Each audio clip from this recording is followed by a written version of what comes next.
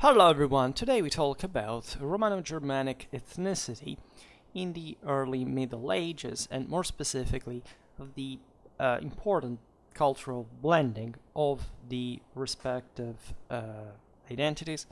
In the dichotomy, you know that I have developed an important amount of videos on my channel to the topic, and of course we will keep expanding this in the future, hopefully.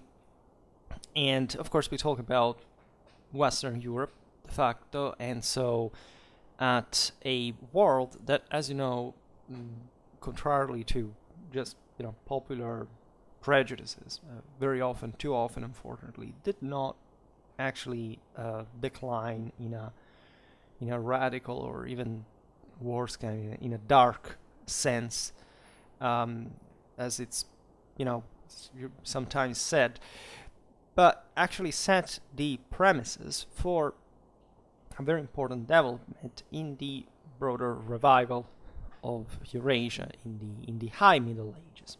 Right? If there was a contraction, which surely is the case, and in various degrees, also within the pretty large area that we cover, this corresponded to a broader dynamic that we encounter a bit everywhere. So what we actually strive to understand very often is, what happens, not exactly, things were going worse per se, because if anything, of less documentation, that surely is not an indicator of, particularly developing reality.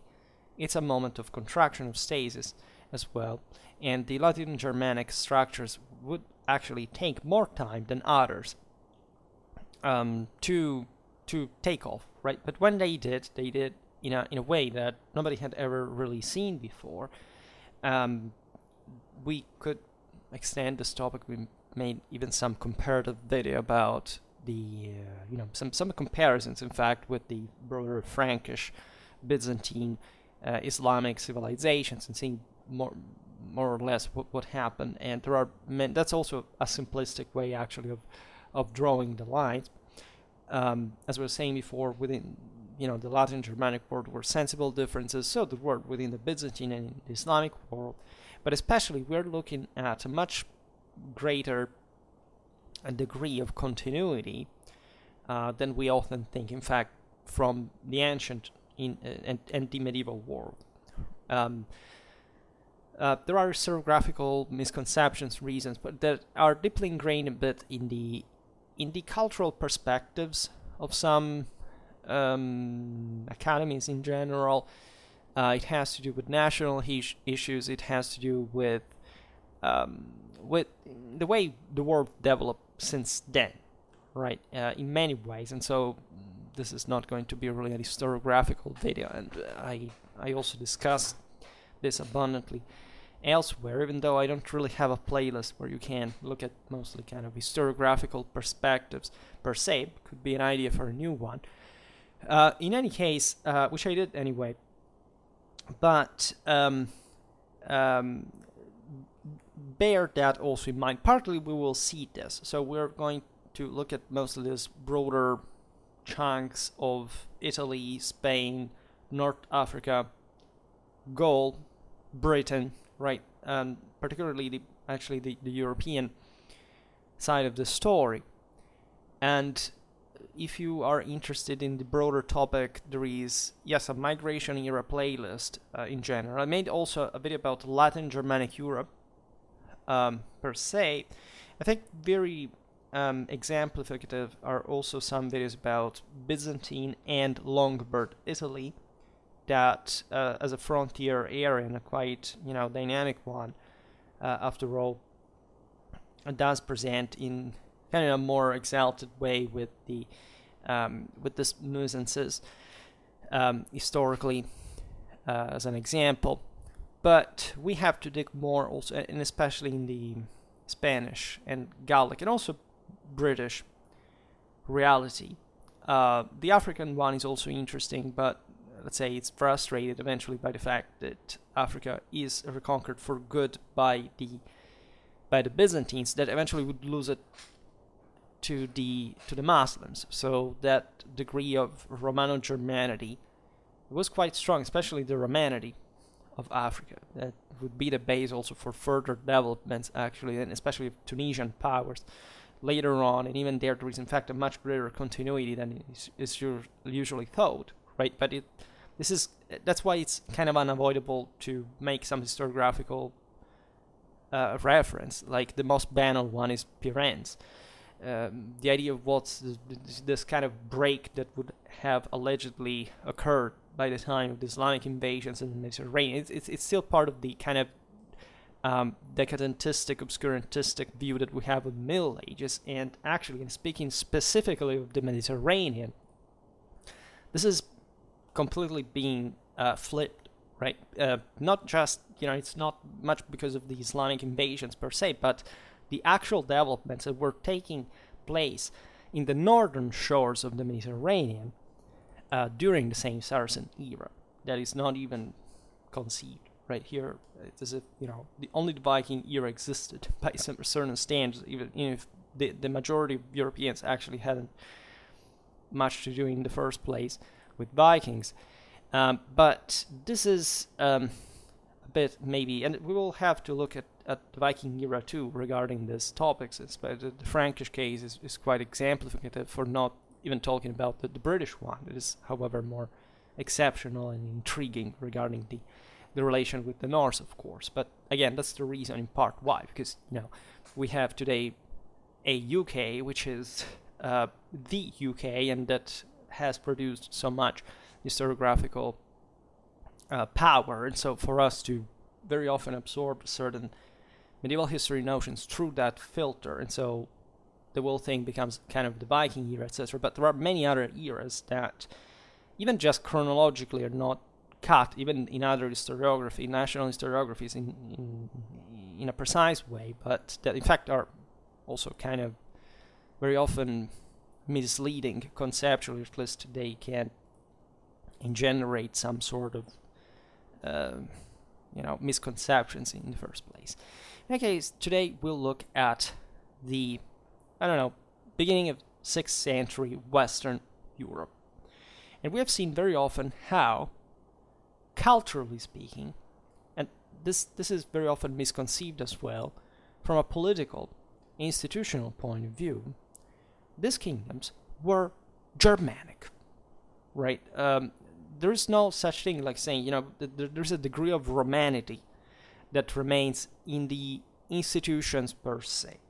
This is true, as we will see, famously for the Burgundians, the Goths, both the Italian and the Spanish ones, for what concerns especially the juridical continuity with late antiquity that makes Roman law surviving in more consistent fashion in lands that were evidently not just overwhelmingly more populated by Romans, but this could be said even for northern Gaul, telling the truth, under the Franks, but that's where we'll touch that cultural button.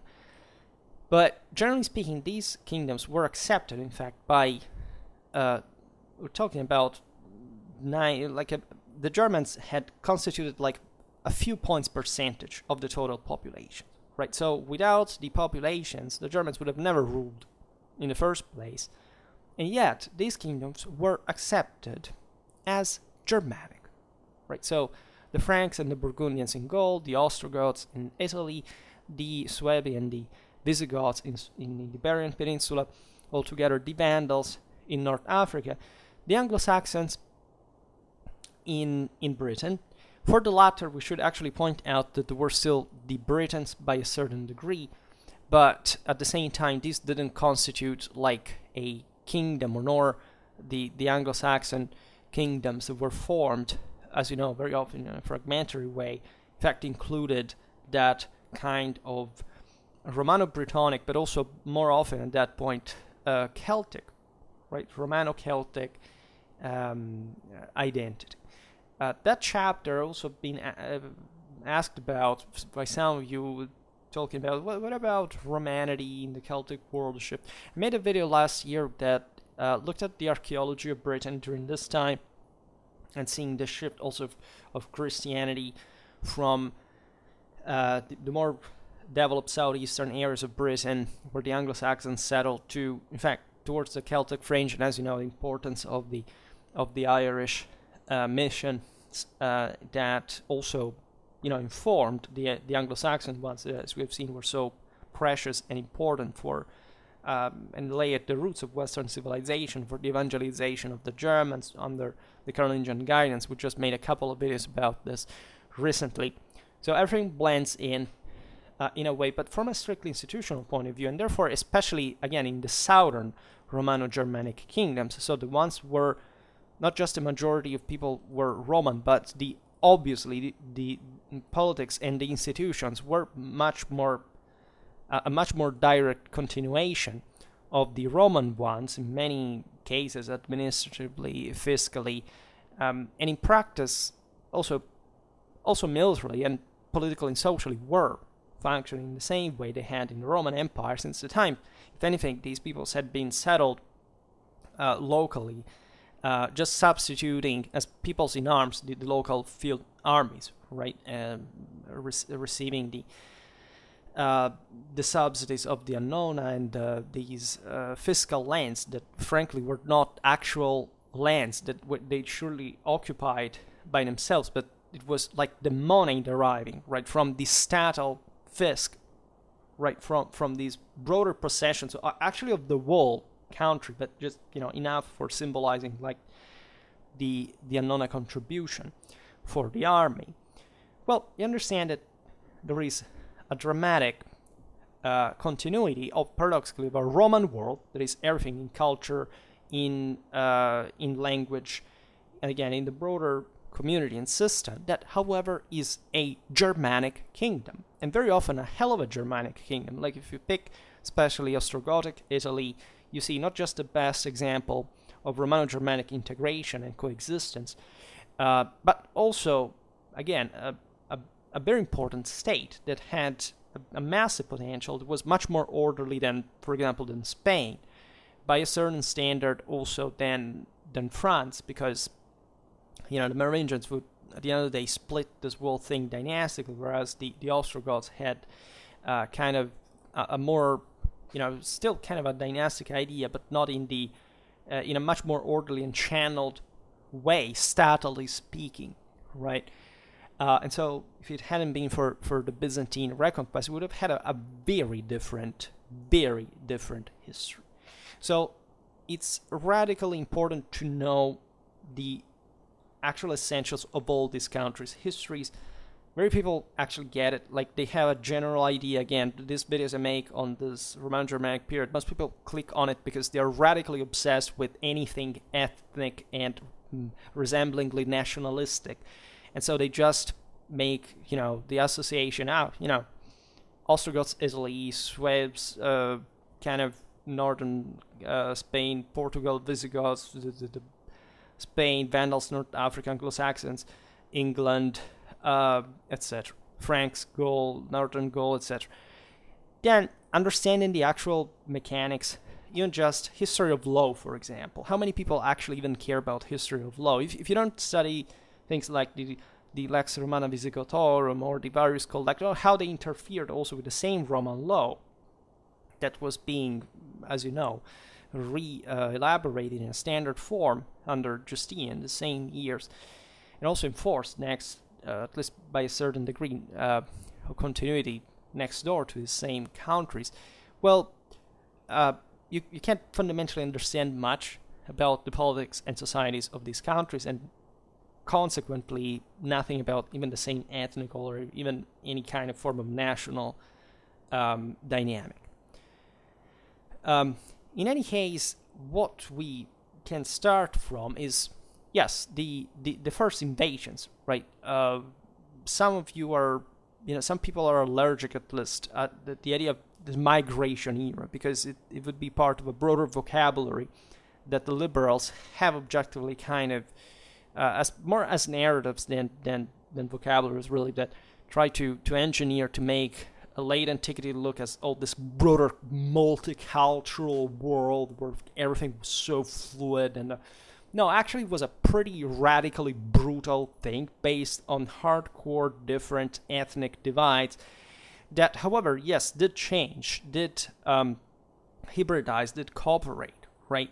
The Germans invaded the Western Roman lands, very often very violently, especially as far as they were not interested in settling in a specific part of the land, right? The people, any people, but the Germans also, they were kind of already Romanized from centuries, half of a millennium of relation with the Romans, if not more, knew what the Roman Empire was about. They knew that they wanted to preserve what was there. They had, as you know, a dramatic ideological reverence towards the concept of the Roman Empire, and they wanted to partake it, essentially. Just made a video the other day that explains this in the military religion of the Germans and the Romans, and the broader universal tradition. But if we're talking about people who were just passing by, like the Vandals in Gaul or Spain, right, before settling in Africa, where actually they didn't destroy much at all. As a matter of fact, it's a myth. Well, in places, yes, like Spain, like Andalusia, etc., they made a freaking mess. Why? They were just passing by. They wanted to loot. They knew they would have not stopped there. And they just made a mess. And in part, this mess was connected with the fact they were not really politically unitary peoples, who were fundamentally divided in important ways internally, and these names are just kind of international shout-outs that actually hide sometimes even, you know, one studies the history of it, not even so much, but it's notorious that the actual identity of these peoples led in their own individual tribes and or clans and or dynasties, at this point the Romans had engineered within the Germanic peoples. That is to say, something unknown, previously unknown to the Germanic culture, especially by that scale, and that was useful exactly to co-opt the Germans to make them rule parts of the empire. This is especially true for the Goths, right? That also had a kind of a more unitary, let's say they were not really more ethnically unitary than other peoples at all. Actually, they were more the more patchy and really multicultural than all the Germanic peoples. But the fact that they were so, it was exactly connected to the fact that they had maintained a greater political cohesion, that had managed to absorb other peoples because of the metus hostilis and the harder waves of Eastern populations that they had met as Eastern Germans themselves, geographically coming from the East, that had forced them into some kind of more developed kind of kingship and command that the Romans had sanctioned, albeit still, you know, the average Goth, nor at the time of Alaric, but not even at the one of Theodoric, would see very favorably the idea of a dynasty, such as the Amali in that stance. But still, that was a bit the future, right? We know how, I made a video about how the Franks fundamentally dispossessed the same Goths from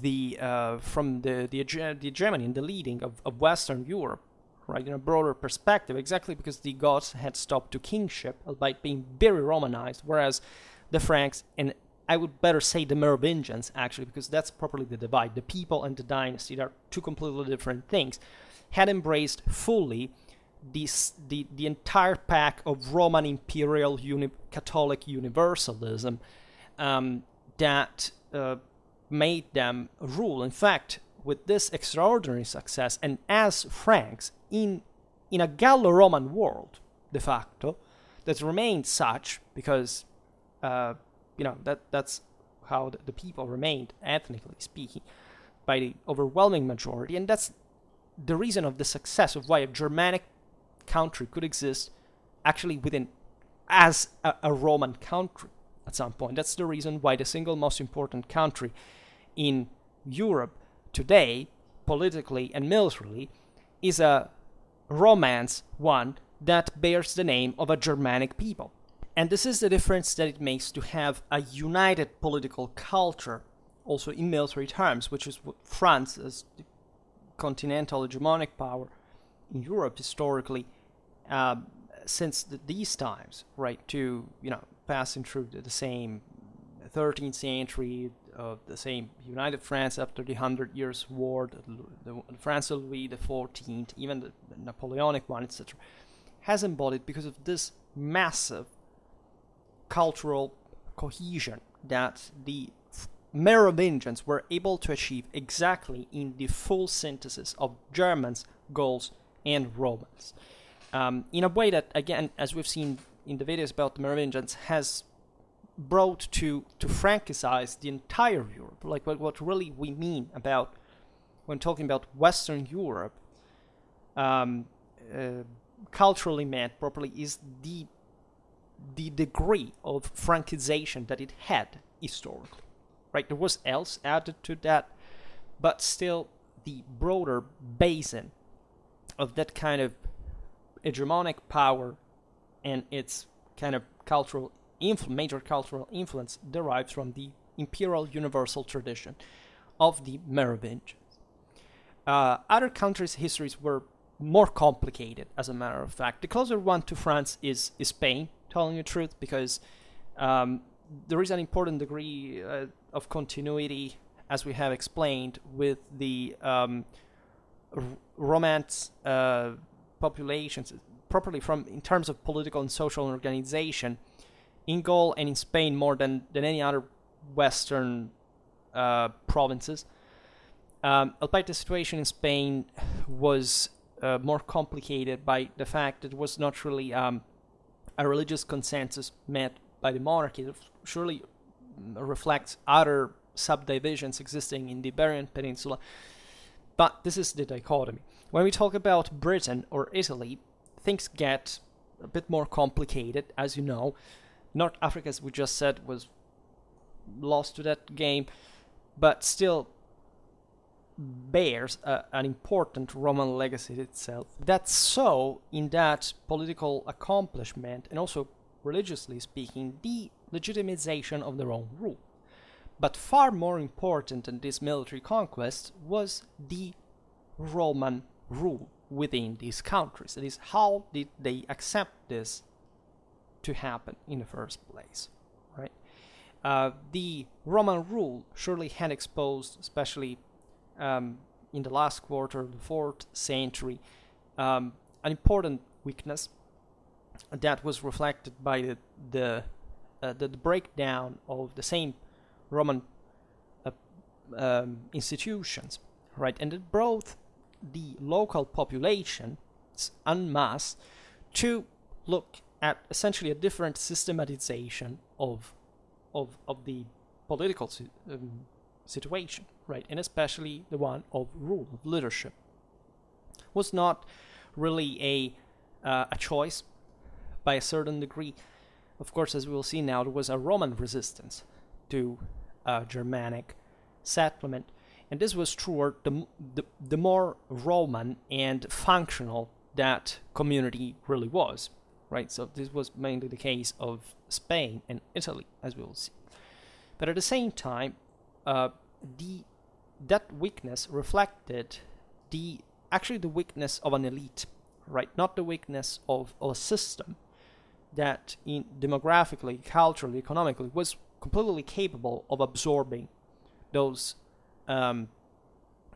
new rulers, right? Dominations that essentially became, within a few generations, the same local identities. And that's where the broader people made a difference. So we'll see now how. So in areas where everything had hinged upon the presence of the Roman state, there was surely an important collapse, but people sought new sources of local power. By, let's say, the beginning of the 6th century, albeit many Roman words, say, definitions, idioms of power, for example, persisted, people now also demonstrated their authority through their own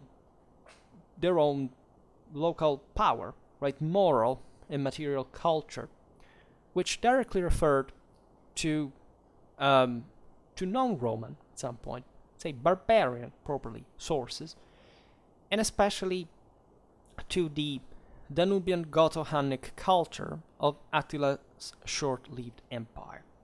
Why this? Well, largely, again, as we've seen, because of the Gothic history that had been in part connected to it. Like in the 6th century, the Ostrogoths had the lion's share, and these were peoples that had stayed for a long time in the Barbaricum, right? The Visigoths had fought against Attila and the same Ostrogoths in Gaul, for example, together with the Franks, etc. There were groups of the same peoples fighting for both sides, actually. But the point is that the Ostrogothic model of leadership, that was also consistently more Byzantine than Roman at that point, because it really had to do with Constantinople, was, in a sense, the more statally, mediated, hierarchically built, and politically nurtured one for establishing a significant rule and, in fact, successful coexistence with Romanity, as in fact it was the case of Italy, where the Ostrogoths were settled by the Constantinopolitan court, but for these people naturally also to blend with a different Romanity that was properly a Latin one, differently from the one of Constantinople, that albeit the continuity of late antiquity in Italy at that point, that had not suffered essentially significant damage from the invasions, considering it was still a rich functional place. The Roman administration was in place. The senators were represented as the Germanic chieftains at the consistorium of Ravenna under Theodoric, and so on. And also considering the later atrocious resistance of the Ostrogoths and of the Italian populations against the Byzantines later on, surely make you reflect on this important divide that existed between Western and Eastern Europe regarding also to Romanity per se, right? So even here the myth that it was just one Romanity, or that Romanity was just a matter of somewhat national identity, is to be, defined better, really, because Romanity referred in principle to the faculty of ruling the entire world by a single people, right? It was not about, what language you really speak, because, in the East they spoke Greek, in Italy they spoke Latin, etc. And this Latinity, in fact, together with the Germanity, is the one you have to look at in this blending of Western European culture. There were other elements, mainly the Celts, and basically only that, right? Maybe some trace of Iberian, I don't think so, by that point more than much. In any case, that's the triad, right? Romans, Germans, and somewhat Celtic people, Romanized Celts at that point. So the Ostrogothic model provided with, if you want, with a more authoritarian rule, it was still oligarchic, right? The reason why it worked well in Italy, where lots of also Ostrogoths impoverished themselves, where there was an elite that took the reins a little bit, is that, again, in Italy the latifundium still worked. The same senators had their enormous estates, and they were sharing power with the Goths that provided essentially with the army, whereas the civil administration was in the hand of the Romans. So it worked still in function of the late antique model. Today we will not talk about them, but as you know, very interestingly, things change with the Longobards. And that's the reason why before I divided Gaul and Spain from Britain and Italy, right? Because if the latter had remained under the Goths without reconquest or anything, there would have been a dramatic continuity, not just with also the other most of the other Western events continentally, but also with Romanity itself, and probably would have, we can't say how history would have gone, but that vibrancy also of the Latin-Germanic word were probably lost an important dimension, considering the difference in potential and in the blending that would have eventually occurred, especially during Carolingian time, between the Frankish and the papal culture and the way they had defined themselves. In any case, that's another topic. We don't talk about the Longobards, if not partially, today. But I made lots of videos about the Longobards. If you're interested, you can go check that out. So the Frankish king Childeric, father of Clovis, who died sometime around 480, was buried as a Roman general, right? This is crucial. His burial was known up to, I think it went destroyed during the French Revolution. It was discovered like at the time of the Sun King. And the king was buried with Roman symbols, like his official brooch and seal ring, right? At the same time, even essentially a Western German like him had in his grave a golden garnet ornament of Danubian inspiration. This aspect is quite relevant. I made lots of videos about Clovis, the Merovingians, and this initial phase, let's say, of unsettled political and religious situation that the Franks found themselves in at the boundary between the Roman Catholic and the German pagan world.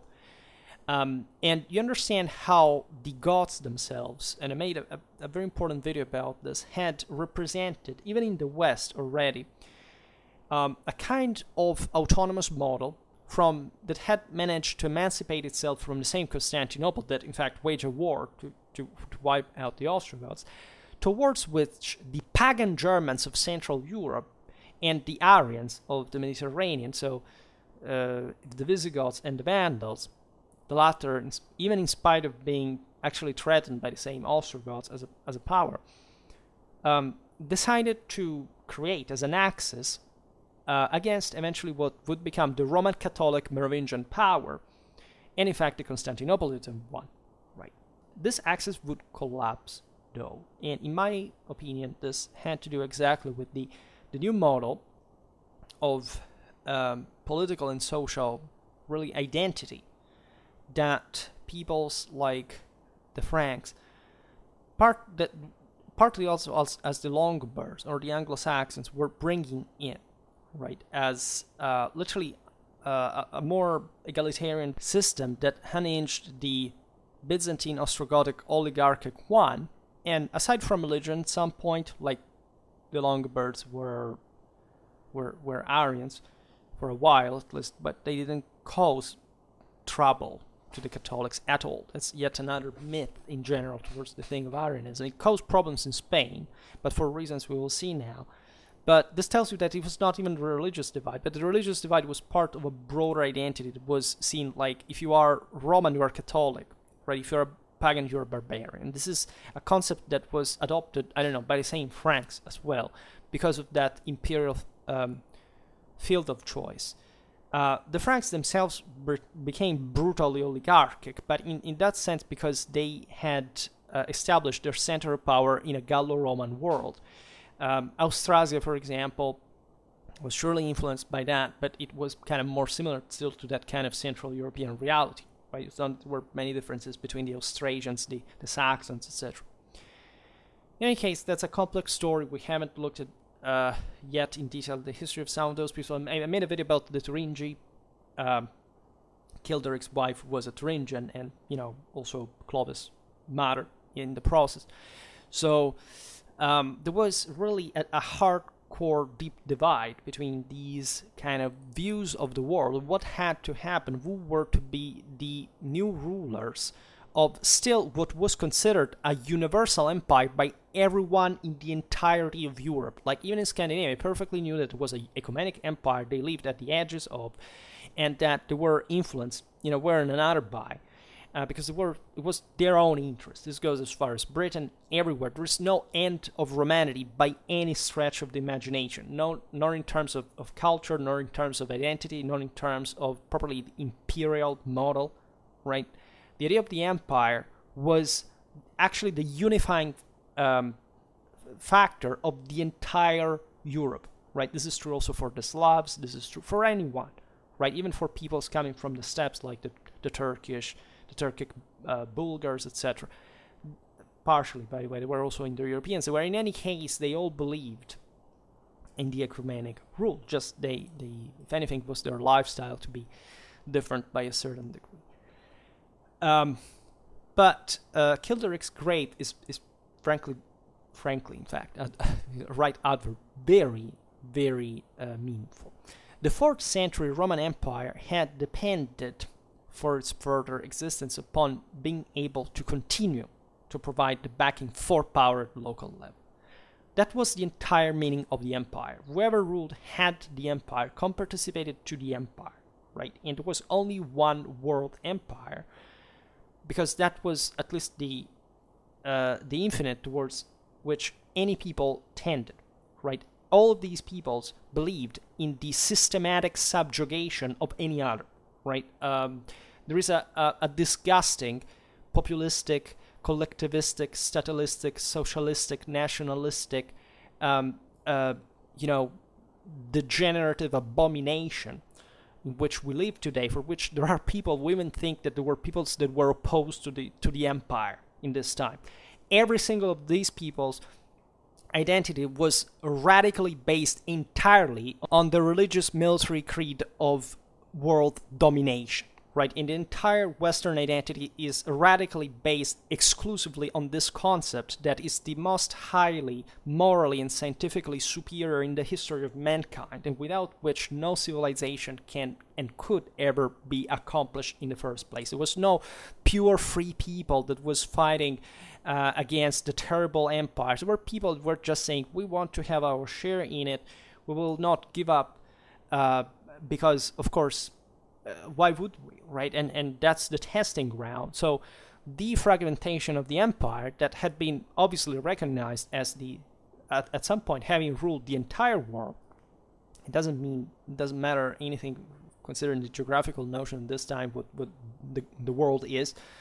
In fact, geographically, the point is that Rome had repristinated the Golden Age, and this superiority had fulfilled essentially all the evangelion of the Indo-European identity, and Romanity was at the center, the undisputed center of the only possible modern rule, right? That, in the case of the Merovingians, was so evidently victorious, right, in their own same ideology and their, properly doctrine, tradition, identity of power, that was just and only reinforcing the concept. And that's why Charlemagne was crowned Roman Emperor, right? And there was a Holy Roman Empire in the West in the first place. So the failure of the late Roman state to display that power, right? We have seen it just with the video on the Scott Giles, right? The raids on Britain, how this massive coordinated attacks, also with people from Scandinavia, from the same Central Europe, etc., on the Roman provinces, had deeply shaken, for example, the British people that were saying, the Romano-Brittonic people, if you prefer, but still, those were Theodosian times. If the emperor can't protect us from this, what kind of emperor is that, right? And that's the point of the entire thing. Everybody was striving at this point. The empire, as you know, would never be reconstituted. It was never a reconstitution of the Roman Empire by any stretch of the imagination. No empire historically achieved what the Romans did in relative terms. Again, extensionality has basically nothing to do with the broader standard. Maybe just the Mongols could be, from their own perspective, that was also kind of a very different one. In any case, the empire was too volatile and cannot be minimally compared in terms, outside of terms of properly conquering achievements, in the radical impact that Roman culture had in the entire history of mankind all over the globe through the same surviving veins, like in fact the Frankish one that is at the root of Western civilization as we intend it today, right? At least in the narrower sense, and we're still seeing in symbols of power, basically, countries all over the world, right, including the most powerful one in existence that has an eagle, and also a fascium lictorium as among his symbols. So this should be quite meaningfully reminded, because also the alleged identities that people think to have today basically have nothing to do even with the ones of their actual modern states that were founded through these symbols, even through a knowledge that 200, 300 years ago was still evidently living within that kind of mentality of universal imperial tradition that had been set. So much so long before. Now, after 388, especially, the empire kind of lost and never regained, with the split between East and West, its ability to provide the ecumenic unity of power. Right, all Indo-European peoples and beyond believed that it was essentially a kind of a pollution of original sin, a fall of man that would bring every political reality to be doomed. It's the same reason why in Christianity we think that the Antichrist will rule on earth. We're waiting for that because, after that there will be the second coming of Christ, etc. Because there is a constant degeneration, a constant worsening, a constant decay, right? So there were lots of naturally thoughts about this also during the Middle Ages that witnessed a sort of kind of Ghibelline revival in the Roman imperiality. But it was a tail strike. Right after that was just a series of kind of spurts comparatively by duration and also just with lots of other powers in the world that really diluted their power in their own in ecumenic terms. But this is the moment. This is a moment of contraction of the system for everyone, because the Romans were in crisis. The same barbarians were in crisis, like the Germanic peoples that moved were moving out of desperation. And yes, knowing that, of course, the empire was weaker than it was before, but not because they would have moved otherwise, but had not been desperate in that condition as well, and they risked a lot, where entire peoples were wiped out in the process. And others, that the same Romans basically defeated and deported. Some of these powers we listed today were some of them. The Burgundians had basically been crushed on the Rhine because nobody really understood whether they were from the side of Rome and one of the Huns at the time. As the Nibelungen lead actually talking about that, because the story there probably reflects Ezio's destruction of the Burgundian kingdom, not much the Huns, that however remained a bit. In fact, in this kind of Germanic, more Eastern idea of what the evil pagan empire really was, also for in the Middle Ages, in the Germanic epos to be resumed literally, poetically like that. And they were deported in these areas of Sepaudia and the Upper Rhone Valley, etc., where they eventually dwelled as a significantly crippled power. They were already not very powerful one in the first place, but probably not also very, because they had been defeated like by the Vandals, by others when they were still in Central Europe. I made a video about the Burgundians, perhaps. Those are very old ones, I should remake them, honestly.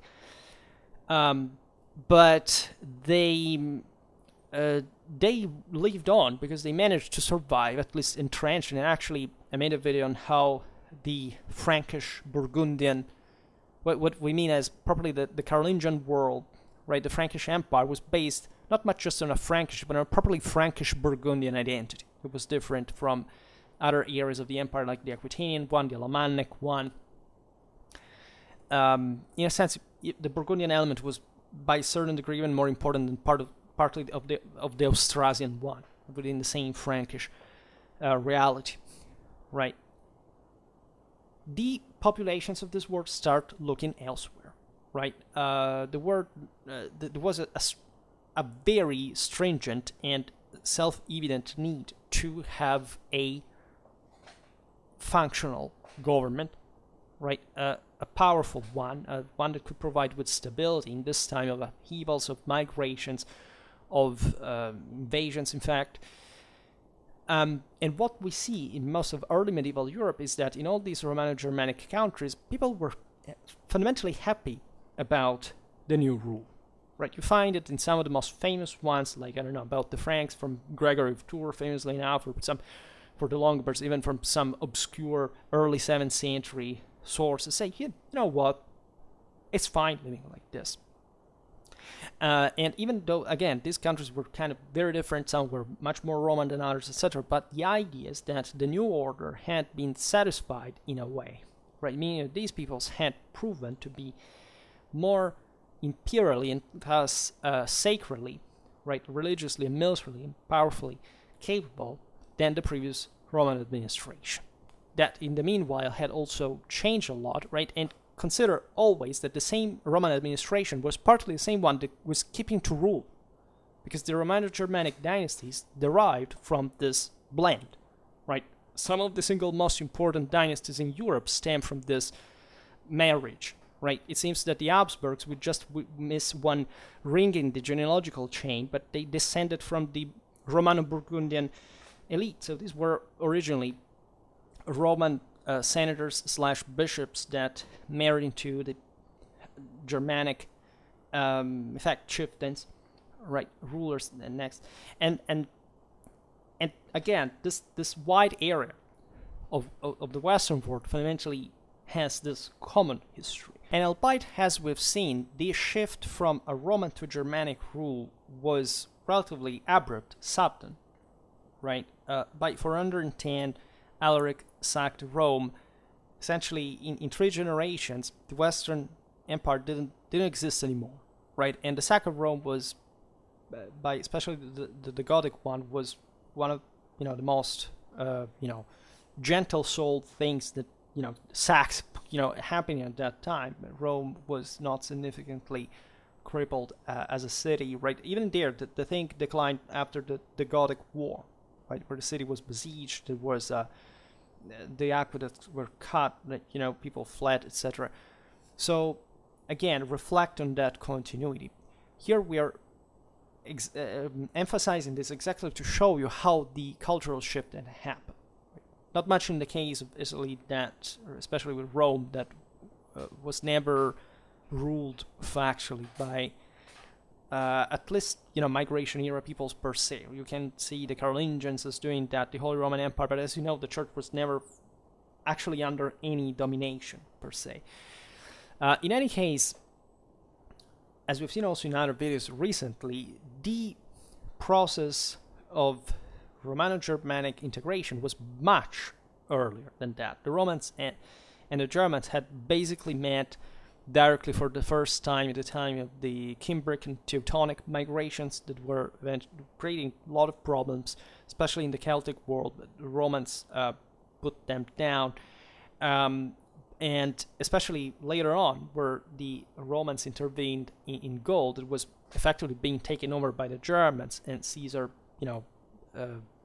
carried out a very effective deterrent strategy to avoid the Germans, in fact, to attempt taking over Gaul for half of a millennium. And Rome took over Gaul, as you know, pretty conveniently in the same time. But ever since, in the very open frontier of the empire, the de facto didn't even have a border conceptually, exactly because of that ecumenic nature. The elements of barbarians, not just Germans, as you know, were constantly settled, right? Colonia Agrippina, Cologne, Köln, one of the most important, again, Western cities, properly in the historical, and especially the Romano-Germanic meaning, because it bore the name properly, was the most important archbishopric within the Kingdom of Germany, one representing the same, but within the empire, and with a Roman name, and was the Ara Ubiorum, that were Germanic peoples, that were some of the most successful experiments of Germans who were radically proud to be Roman citizens.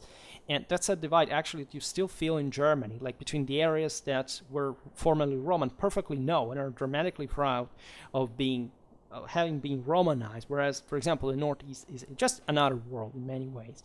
And we discussed this extensively in medieval history as well. And so this Romanity was intrinsic, just in part of the political and even military dialectic of these peoples. We've seen how many war bands had lived within the empire, could provide alternative foci, that is to say, fireplaces, and meaning houses, right, the basis of the fisc, as a population for labor force, manpower, right, either as colonists slash farmers and war soldiers, right, recruits, that were basically the same thing, especially in the frontier where the Limitani were settled, that were where the ethnic substitution with the Roman forces was much more evident, differently from the mobile army that was much more Roman, except when the Federati were started being settled in big chunks, like with occupying entire regions, they became the new field army in theory, right, as allies of the Romans, because they were themselves a people in arms with the best equipment, now supplied also by the unknown, etc. So this properly legitimization in the rule of particular provinces that the Roman government had granted was by itself already a big accomplishment for a Germanic perspective, but also from a Roman one, because the point, as you know, of the entire Romanity was to make everyone a Roman, meaning maintaining all your identity, but partaking again the religious military one that of the people that had taken over the world. You could become that people.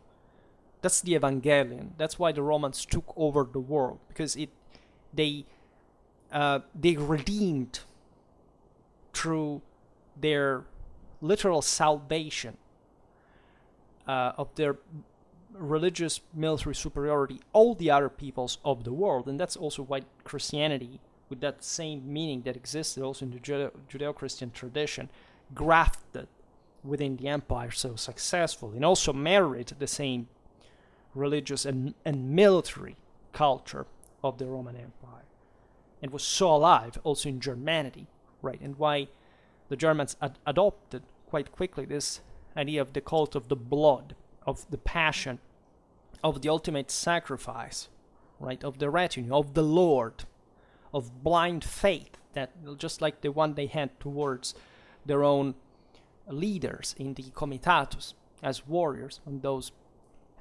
war bands of devotees to the divinity / Lord.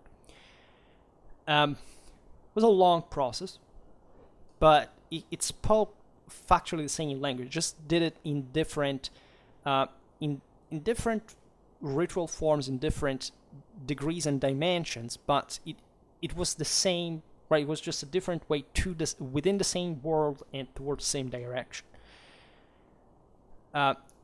Within the same system of values, I would even say. So consider that even the barbarian kings, especially the stronger ones, living on or even beyond the frontier, had the power to extend their control into other provinces, right? And could equally provide support for local authority when no alternatives existed.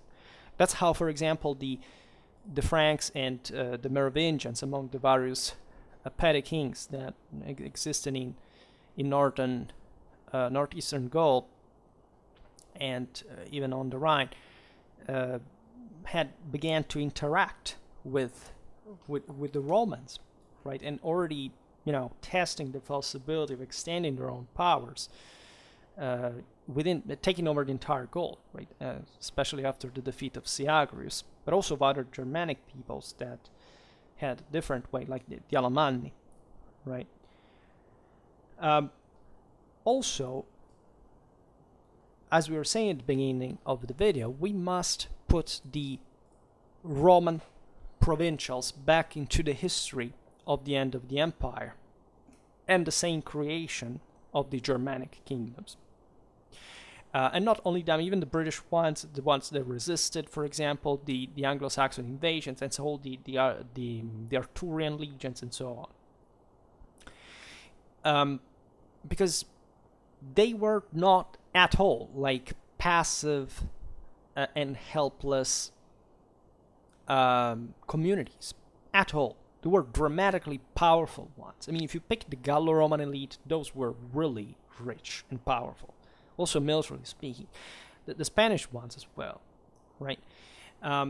In Britain, a different thing had happened in many ways, because it seems that after the Roman army abandoned the island, the local government was shattered by something that could take as far as the characters of a revolution, because we see that the terrain borders were all redrawn, like the property boundaries, and so we think that at that point, given that the province was not particularly Romanized, it was a greater, taking away the military occupation was a greater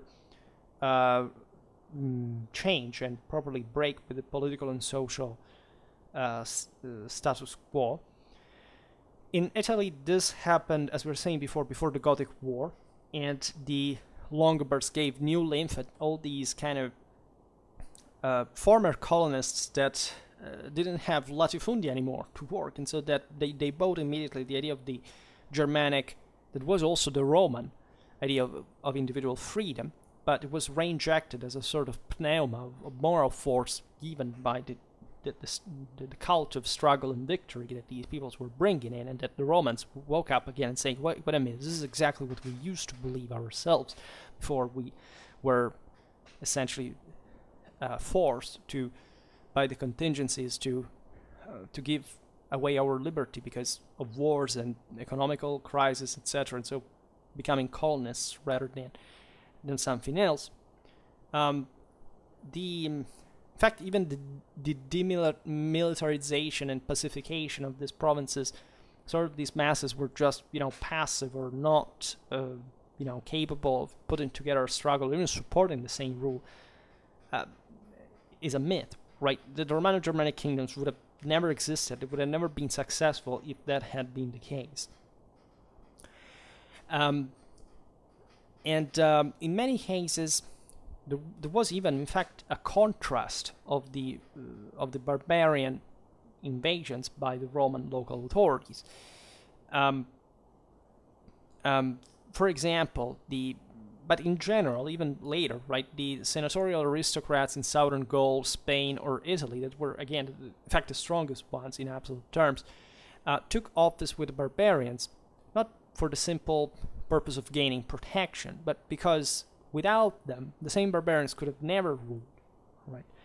Some Spanish aristocrats even tried, and admittedly failed, to hold the Pyrenees line of defense against the Vandals in the early 400s. That's, as we were saying before, because they knew that probably the Vandals were not particularly intentioned even to make of the land much of their home. At least at that point, it was very foggy, and still a massive instability would have come. But this does show still that these local aristocrats could raise armed forces. They had a political, strategic view of regional scale. They knew how to organize themselves, right? In southern Gaul, especially, that was one of the most deeply Romanized lands of the empire ever. The aristocrats led military contingents raised from their own lands, both against the Goths and for them, forming an important component of their armies. And as we were seeing in videos we made on the Duchy of Gascony and on southwestern Francia just the other day, these are lands that would, albeit, yes, they were settled by the Goths, but they were also dramatically Roman in character, and also very separated, say, from the broader bulk, especially of the continental Iberian reality, right? This was a strip that always enjoyed an important degree of autonomy. There you had Roman lords who had, of course, their own latifundia largely intact. They lived in cities, they had an administration, they could levy troops, retinues, and they would serve the same Visigothic armies with these own contingents of theirs, and they even fought initially against the Goths at some point, even though they had been settled by the same Roman authority. The Goths had been settled by the same Roman authority in Aquitaine, right? Which means also those lands, because the historical Aquitaine is not quite, the provinces were redrawn. So when we talk about Aquitaine, very often in late antiquity, we're talking about actually also the Narbonenses on the Mediterranean watershed, right? There was also a by far much more Romanized area than Aquitaine, so that some people think that Aquitaine was particularly Romanized in nature. In practice, it wasn't. Even the later Aquitanian identity that took form properly in the Duchy of Aquitaine was separated from the south, the County of Toulouse, Gothia, Septimania, etc., was not particularly Romanized. It was just different.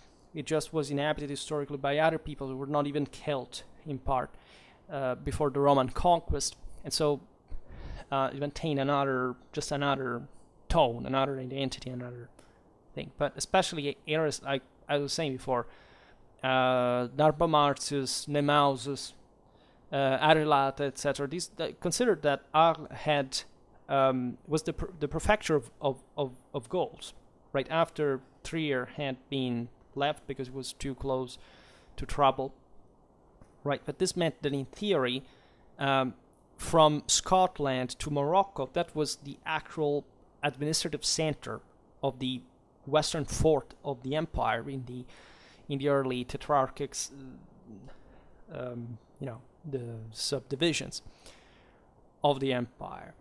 In southern Spain, that was also the Baetica, what would become the Andalusia. That was, in fact, it was dramatically Romanized again, just like southern Gaul. The most important, the single most Romanized areas of the empire historically were, aside from Italy, of course, southern Gaul, southern Spain, Africa, right? Africa meaning today, roughly today's Tunisia, eastern Algeria, like that central Mediterranean.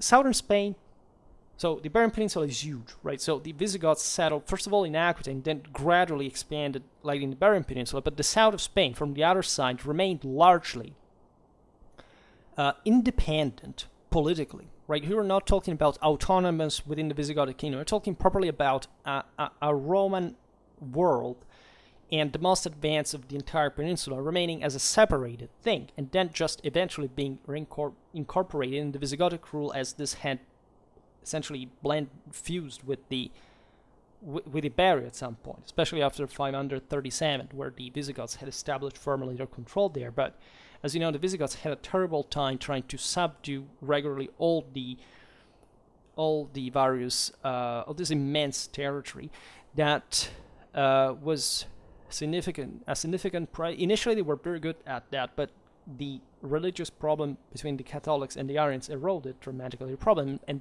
part of this probably did derive also from the fact that the South had not been properly fully subjugated. It was somewhat an incoherence that would be found also later on before the Islamic conquest of Spain, in seeing this important chunks of Spain that still kind of behaved differently. The Ebro Valley was always in revolt, kind of mirroring the eventual divide between, I don't know, the Crown of Aragon, the one of Castile later on, culturally. And because also that the Ebro Valley was much more Romanized, think about, that was the Tarraconensis, right? It was very connected with southern Gaul, with Italy itself. In continental Spain was something different, and that's where the Visigoths from Toledo ruled from, and that didn't manage to centralize, unfortunately, for the kingdom, etc. But there were this kind of lordly retinues and kind of quasi-feudal powers at the eve of the Arab invasion that were tumultuously competing for power, right? Still in what was taking form objectively as a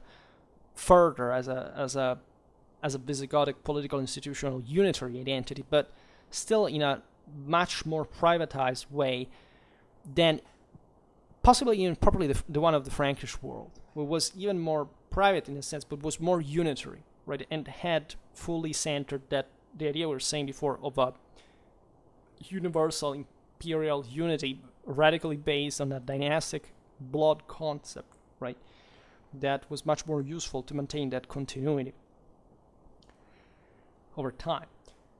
And the Spanish case is very meaningful because even though you can argue that even in Gaul, this was the dynamic, like the Franks occupied the north, and so probably there was a difficulty even in subduing the south that was framed under Frankish domination, even through this pre-existing, like the Burgundian, for example, or Aquitanian realities, but that remained historically in the Middle Ages kind of separated, like Occitania from the north, until the 13th century, where France took over directly controlling this land.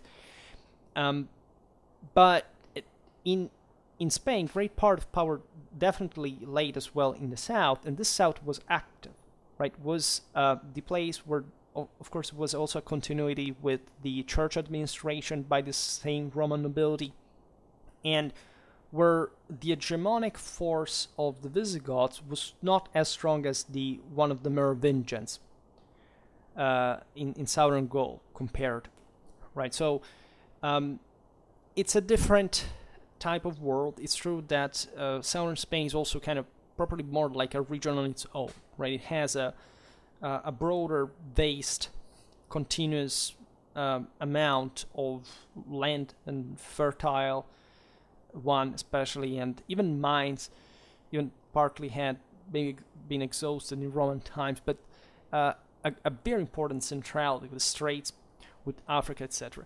Southern Gaul remained throughout all the Middle Ages, after all, and the Arabs would rule from that southern Spain, a Spanish reality, right, with great success, right? So the history of Spain could be seen as a kind of a reversal of other areas, more or less, right? Also in Italy, for example, the truly hegemonic power would be the Longobards. Even though the southern areas were still Roman and Byzantine at the same time, the real power, the one that really had a political unity, a uniform administration, and was taking over, was the Longobards one. So like the Franks in Gaul, even more successfully so, telling the truth, except it was kind of a smaller reality than the Frankish one. In Spain, you have eventually the reversal. You have Arabs entering Spain, literally making the Visigothic realm crumbling. And in perspective, aside from the internal issues with the councils of Toledo that controlled the fact of the monarchic trend, and exactly because of that, you see actually the probably this kind of Roman survival in the south that was somewhat creating a fracture with a kingdom that had not won immediately, like the Merovingian one, for example, the marriage with the local Romanized elites. Because in Gaul, you also have lots of other resources in the center and even in the north, right, with very powerful elites there too, right? So the Spanish reality is also more complicated because you have in the north some peoples that will always create problems, and kind of launching raids and offensives, and there is this militarized frontiers. The Franks didn't have that. Yes, they have the Bretons maybe, but the Bretons were kind of a small thing, right? The entire area of Spain. Think about the Suebi, right? That also remained kind of rebellious, even if they were tamed by the Visigoths in the longer run. So just from Toledo, especially in such a huge peninsula, and where you don't have much of a great opening on the sea, because again, the south, if you manage to control it, is still again this big kind of Roman reality that works on its own, and your capital is in the north, not there. The Ebro Valley also on the Mediterranean is in constant rebellion. You have also important Jewish communities controlling the rest of the Mediterranean coast, and you make actually anti-Jewish legislation all the time for which they hate you, and they even support the Arabs when they come to take over the system. So the Hispanic reality is pretty messed up, and part of the reason even there is that the Great Latifundia had not been really destroyed. There was no, albeit there was Visigotization of Spain, as we will see now, culturally speaking, because of the imperial opportunities that it provided with, including the councils of Toledo that were aimed at paralleling the ecumenic ones of Constantinople. And there was an important Roman imperial ideology still surviving there, even that actually didn't recognize the papal one, right? And well, you see that there is a massive private power of oligarchs scattered all over the rest of the peninsula that are basically reducing the power of the Visigothic kings to just, 30 kilometers around Toledo. Plus, the Franks had actually defeated the Visigoths in this process. In 507, the Merovingians defeated them at the Battle of Vouillé, famously enough, and within a decade or so had driven them definitely from their Aquitanian kingdom. That was actually the first land where the Visigoths had settled, right? And they were originally much more of an Aquitanian power, or southern Gallic power, than an Iberian one. And as you know, and we made that video on the Duchy of Gascony, also in northern Spain, the Franks would always interfere against the Visigoths by backing these mountaineers against the lowland, let's say the highland of the Iberian plateau, right? So even the southern Gallic aristocrats at that point, yes, there were Goths because they maintained the idea that they were autonomous from the northern Franks in many ways. They were in a decentralized position, and a tiny part of Gaul did remain actually in the Septimania and the Mediterranean side in the hands of Visigoths. They had a very strong Visigothic identity, but again, this Visigothic identity was assumed by essentially Romans, some of the most intensely, deeply populated Roman and Romance world, right? And that's why that identity was so strong after all, because what did people in Septimania really had in common with people of Toledo, right? People in Septimania were probably much more similar to other Gallic populations, possibly even to some Italian ones, right? But still saying that you were a Visigoth was a way of saying we are still those guys that, yes, the Franks defeated, but that we're still are, harboring resentment and, still maintaining an actual autonomy. Here to say we are different. And all this with, of course, an inter-Frankish, Visigothic, Roman marriage, right, of the and broader political involvement. There were lots of these southern Gallic lords, Romano-Visigothic ones, taking service with northern Frankish kings in order to keep their options open at the same time. So also kind of, again, playing in two different kingdoms, fundamentally, within the Visigothic and also the Frankish one, right? In the latter, not quite kind of districtually speaking, because still the Franks were north of the Loire, but still the fact in what the Franks had created differently from other people, it was really an empire, right? Actually, also the Visigoths had some kind of imperial ambition in an institutional sense because of that composition of the Iberian Peninsula. As we were saying before, even the Anglo-Saxons had. Those who didn't actually have it were the Longobards, in a way. And the Franks even estimated Longobards for this because they hadn't bought basically anything of Romanity, politically and institutionally, even though they were fully kind of the most Romanized of all the kingdoms, given that who were in Italy and they, issued their laws in Latin and they spoke Romance or whatever. But still, their culture was uncompromisingly Germanic. And as we'll see also, all the Italians became Longobards under them, at least those who were under them were also the Byzantines, but that was the thing, as we'll see now, that entire populations began to consider themselves Germanic, even though they were limpidly Roman, or Romance, if you prefer, just not to stress, in fact, that the political or juridical identity, but rather the ethno-linguistic one. And in other regions, the appeal to barbarian outsiders to maintain power at much more local levels, as in northern Gaul and Britain, was somewhat even a greater necessity, right? This is debatable in a way, but for sure these were more peripheral areas. And actually the Germanic invasion of these areas was not even much of an option, right? It's been seen like that. But it's still evident that in these areas, people widely adopted the ethnic identity of newcomers with greater ease, right?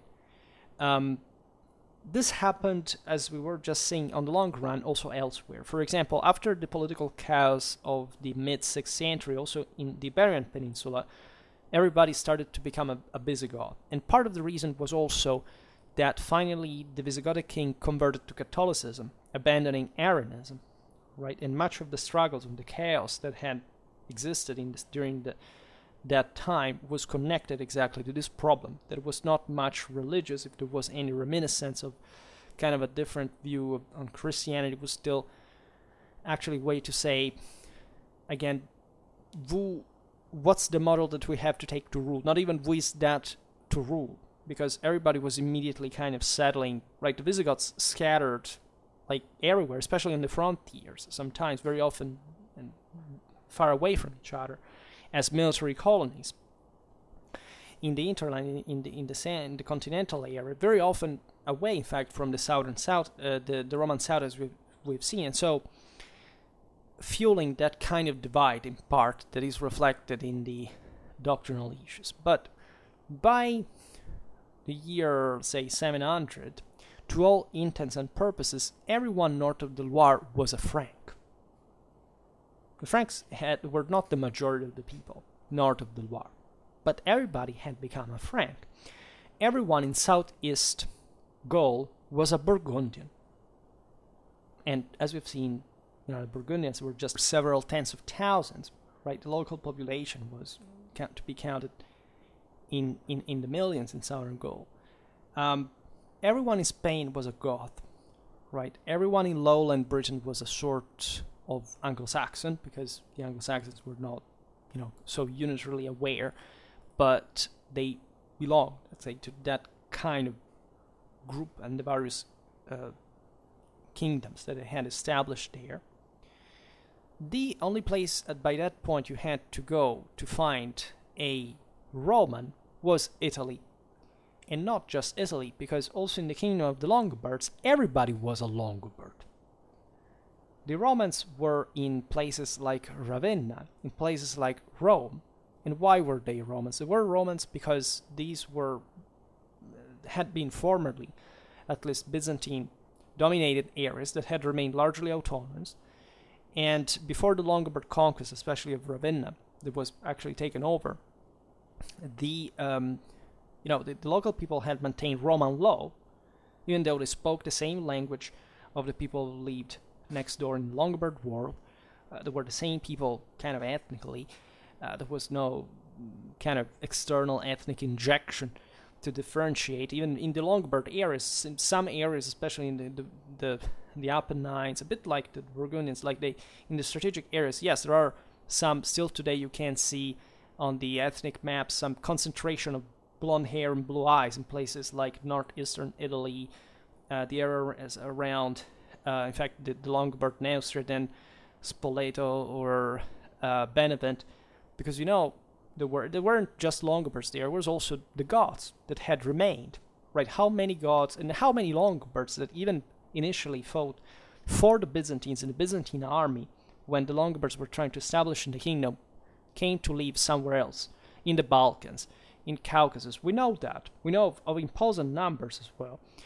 But the overwhelming majority of people were in the millions, where the Longobards were not more than 300,000. They made from 1 to 3% of the Italian population altogether, right?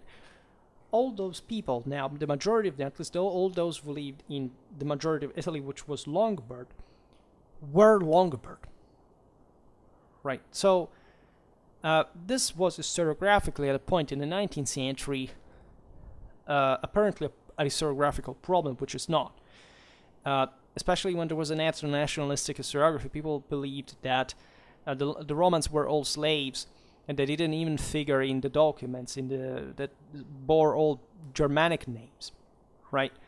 And even at the time, like in the 8th century, Frankish Anglo-Saxon writers, so the ones that were also more distant from the kind of the Romance identity, at least compared to the southwestern Europe, had to invent literally stories of, for example, mass slaughter and expulsion of native Romans, which were ridiculous for many reasons, but and that of course we have zero evidence of by any indicator that we have on politics, on society, on language, on genetic, nothing, right? There were the same people living always there.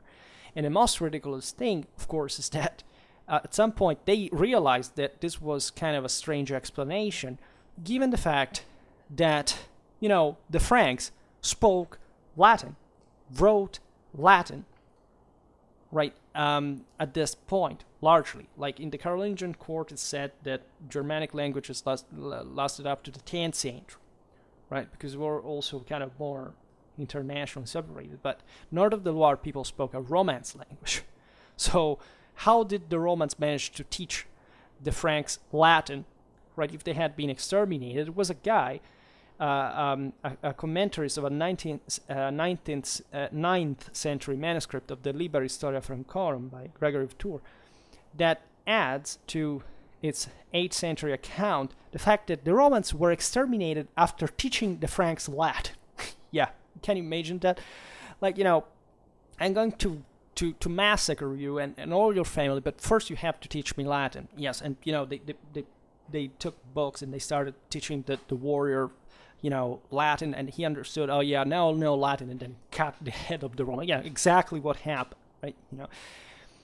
What we know today pretty dramatically well is that the Roman population took on en masse a Germanic identity, and this thing was so important for them, so politically and morally and actively and powerfully chosen, right, that nobody could ever force them to do so, right? 1 to 3% of the population doesn't control the rest, right? You don't make it, especially in Southern Europe, where there is a much more even wealth distribution than, say, than in Gaul, right? Where it's all the more remarkable how, in fact, the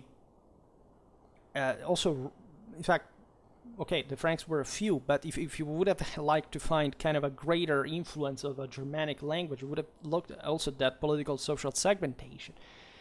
Southern Europe was simply impossible, right? Especially in areas like Italy and easily. And so what actually happened is that these people began, right, to take on their own mostly juridical identity, which was the only actual national identity of the time, as Germanic, right? And this started early on, right? It started very early on. Like, you don't have to think of a categorical divide where even at the time of the migration, everybody said, oh, that's Germanic, here we are Romans. Like, that's what we do today in the 3rd millennium to simplify things didactically. But at the time, they didn't even reason like that. Some of these peoples didn't even know they were Germanic, notoriously. Like, these were largely Roman ethnographic inventions, right? In Ostrogothic Italy, for example, that was, as we've seen a bit, the golden age of the Goths. The Gothic rulers were almost never referred to as barbarians, for example. Let's leave aside the fact that the Latin world had a very different idea of the term barbarian compared to the Hellenic world, and so later the Byzantine one. Barbarians were other foreigners, even other Goths, like the ones in Spain, but the Ostrogoths were not. Right? This is really meaningful. In fact, you have to think that there was no such thing like the Ostrogoths. The Ostrogoths were called just Goths, and we call them Ostrogoths because in the 6th century, some Roman court literates, such as Cassiodorus, Boethius, etc., began to refer to as the Goths as Goths, also fabricating actually an ethnographic history of the Gothic origins that they largely made up by a set of classical tropes, etc., for the Goths also to be nobilitated in a sense. And what, let's say, and equally in Spain, the Goths were called Goths. It's in Italy and in the power of Theodoric's court that the Visigoths, the ones of Spain, so the West Goths, are starting to be called like that. And consequently, later historiography began to call the Goths of Italy Ostrogoths as well, but they didn't call themselves like that at all, right? And many of them didn't quite actually call themselves like it. Not just because there were many other peoples among the Ostrogoths that were not nor properly Goths, nor even Germanic. There were Slavs, there were Iranians, there were Huns, etc. Even Romanized populations. Lots of them, really name them, but also because the Gothic identity per se was something rather foggy, right? And even though we can't think that there was an actual nucleus of people coming from Scandinavia at some point having that name, the actual ethnogenesis of this population was very different, and this they had called themselves, it was very complex, was very composite, and they had been literally another people when they had established their own kingdom in Ukraine, on the Black Sea, and then they had been taken over by the Huns. We don't basically know what happens, and then after the collapse of Attila's empire, they reappear in the Danube, and we know there's something different, right? And they change and they blend and so on. So, of course, what we know mostly from these people is also kind of a Roman story, right? There were also different ideas regarding the term barbarian, etc. For example, in the Burgundian kingdom, the label barbarian could be actively appropriated by the Burgundians to describe themselves. Also a proof that the term barbarian was absolutely not universally used in a derogatory way, as people think today. Again, the inferiority complex, frustrated ethno-nationalists that think, the Romans called the other barbarians with a bunch of bitches. Like, they should read these things, because they have no idea even what barbarian actually meant in those people's cultures.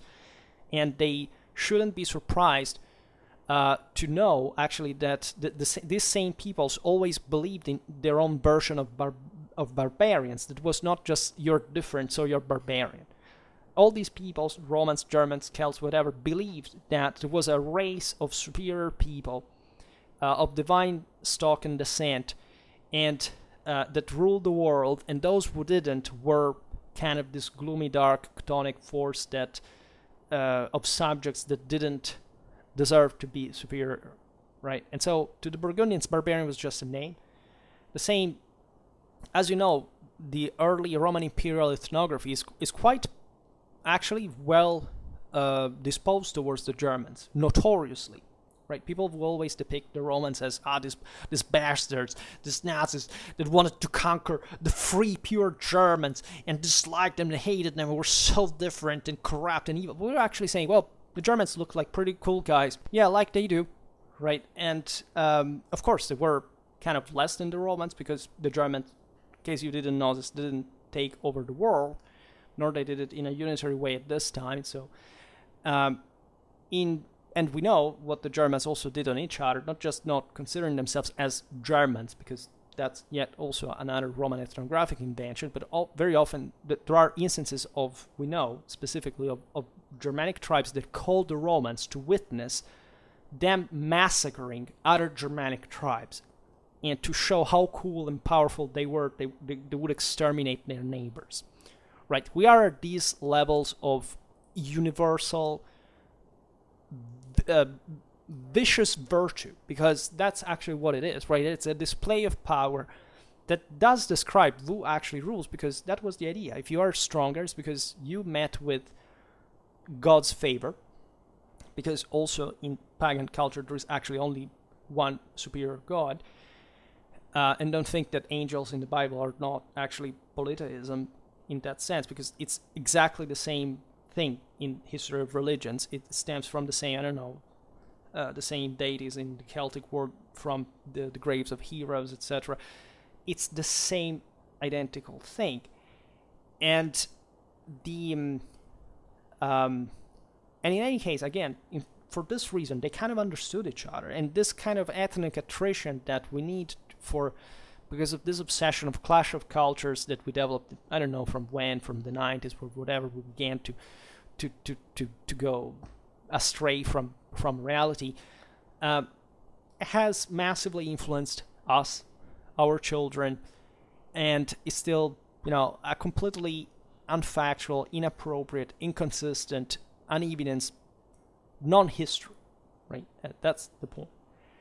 In Gaul, broadly meant the Roman/barbarian dichotomy in the 6th century was termed to describe Catholic Christian as opposed to heretics or pagans, right? And this smells very much of Merovingian, right? Because those had converted since Clovis to Catholicism, so those were Romans as well, because surprise, surprise, Clovis had done this to rule over the Gallo-Romans, right? And in Far East, there were other Germans who were still pagan and or Arians, and so those were barbarians in their view.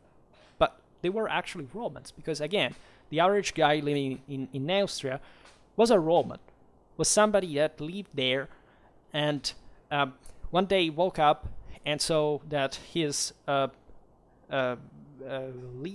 lord, his Roman lord, had either dispossessed or began to act in cooperation with a Frankish lord, and his life didn't change a comma, except there were other Germans starting to live next to him, and again in a sea of Romans, and again, he remained a Roman. That's it. And there is also a pretty comical quote by the 8th century bored Bavarian scribe that ended up to turn the old attitudes on their head and write in Latin. And this is the ironic thing: Romans are stupid, Bavarians are wise.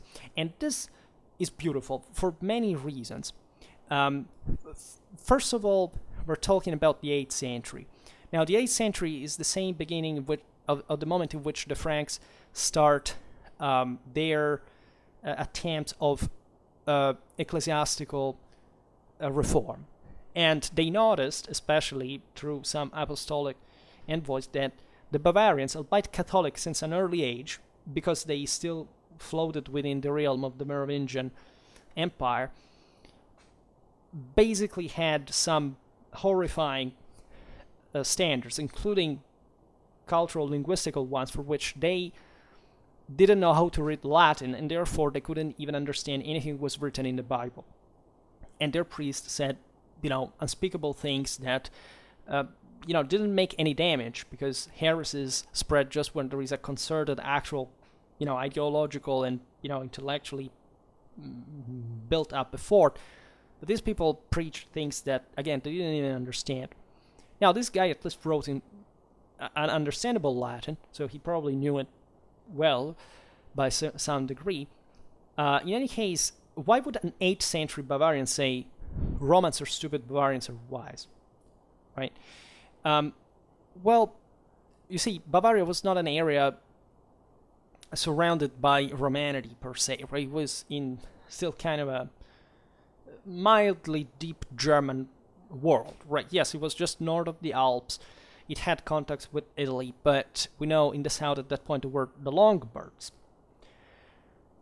And noticing the Longobards had actually always had the upper hand over the Bavarians, like they controlled beyond the Alpine watershed into the Danubian valley, differently from the border with the Franks, where the Franks did the same from the Longobard side because they were more powerful. The Bavarians were often also allies with the Longobards against the Franks trying to escape their orbit. But this is what I think that this may hint at, that the fact that the Bavarians, here a Bavarian had a prejudice that was against the Romans because of what maybe we said before, that in Gaul, since the 6th century, a Roman was a Catholic Christian and a Frank by that point, right? Given that those were the people that had pioneered that equation among all the other Germans. No other of these peoples, at least if they did, like in the case of the Bavarians, was in the wake of the Franks, right, and under their guidance. But no other passed straight from paganism to Catholicism of these early ones. They all passed through Arianism.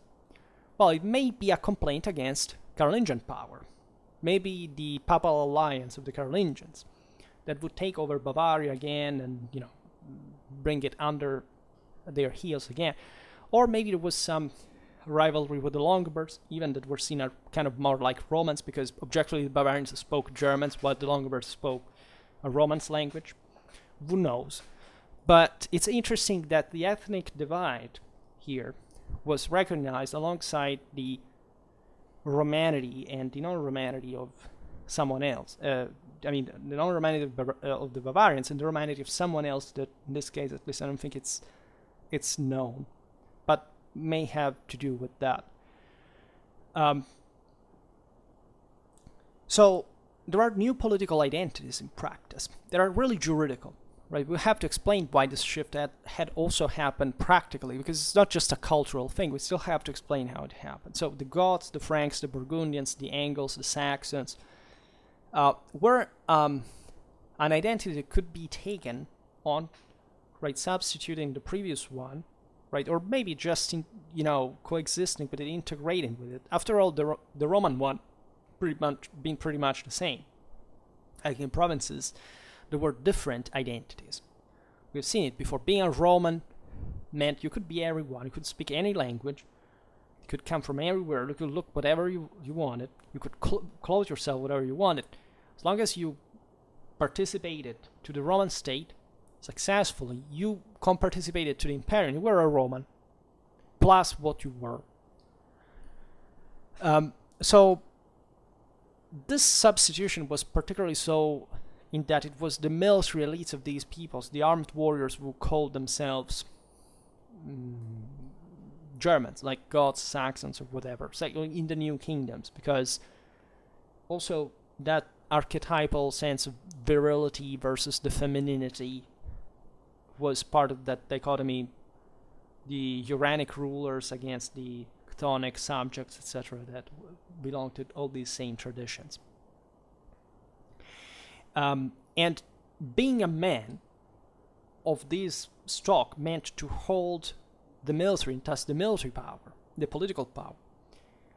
So there was naturally a frequently bipartite division of labor, initially at least, right? When this is the idea, there was the system of the hospitalitas we were saying before.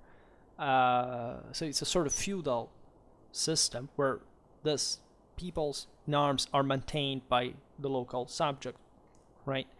Just like the Roman colonists did for their army and elite, an elite that controlled it. There's a blend. But initially, where these peoples were not immediately diluted in the local populations, which took generations, the barbarians fought, right? The people arrived from the barbaricum in a civilized world was all. We've seen it in the video the other day about exactly the Romano-Germanic identity in the imperial cult, etc. That these people didn't know anything but fighting. There was no other. All their culture was functionalized towards that. It also, the only thing that they knew how to do, and that they knew how to do well. Romans, by the wide majority, were colonists, right, living in the latifundia of their masters. Also, Romans were used to pay taxes, right?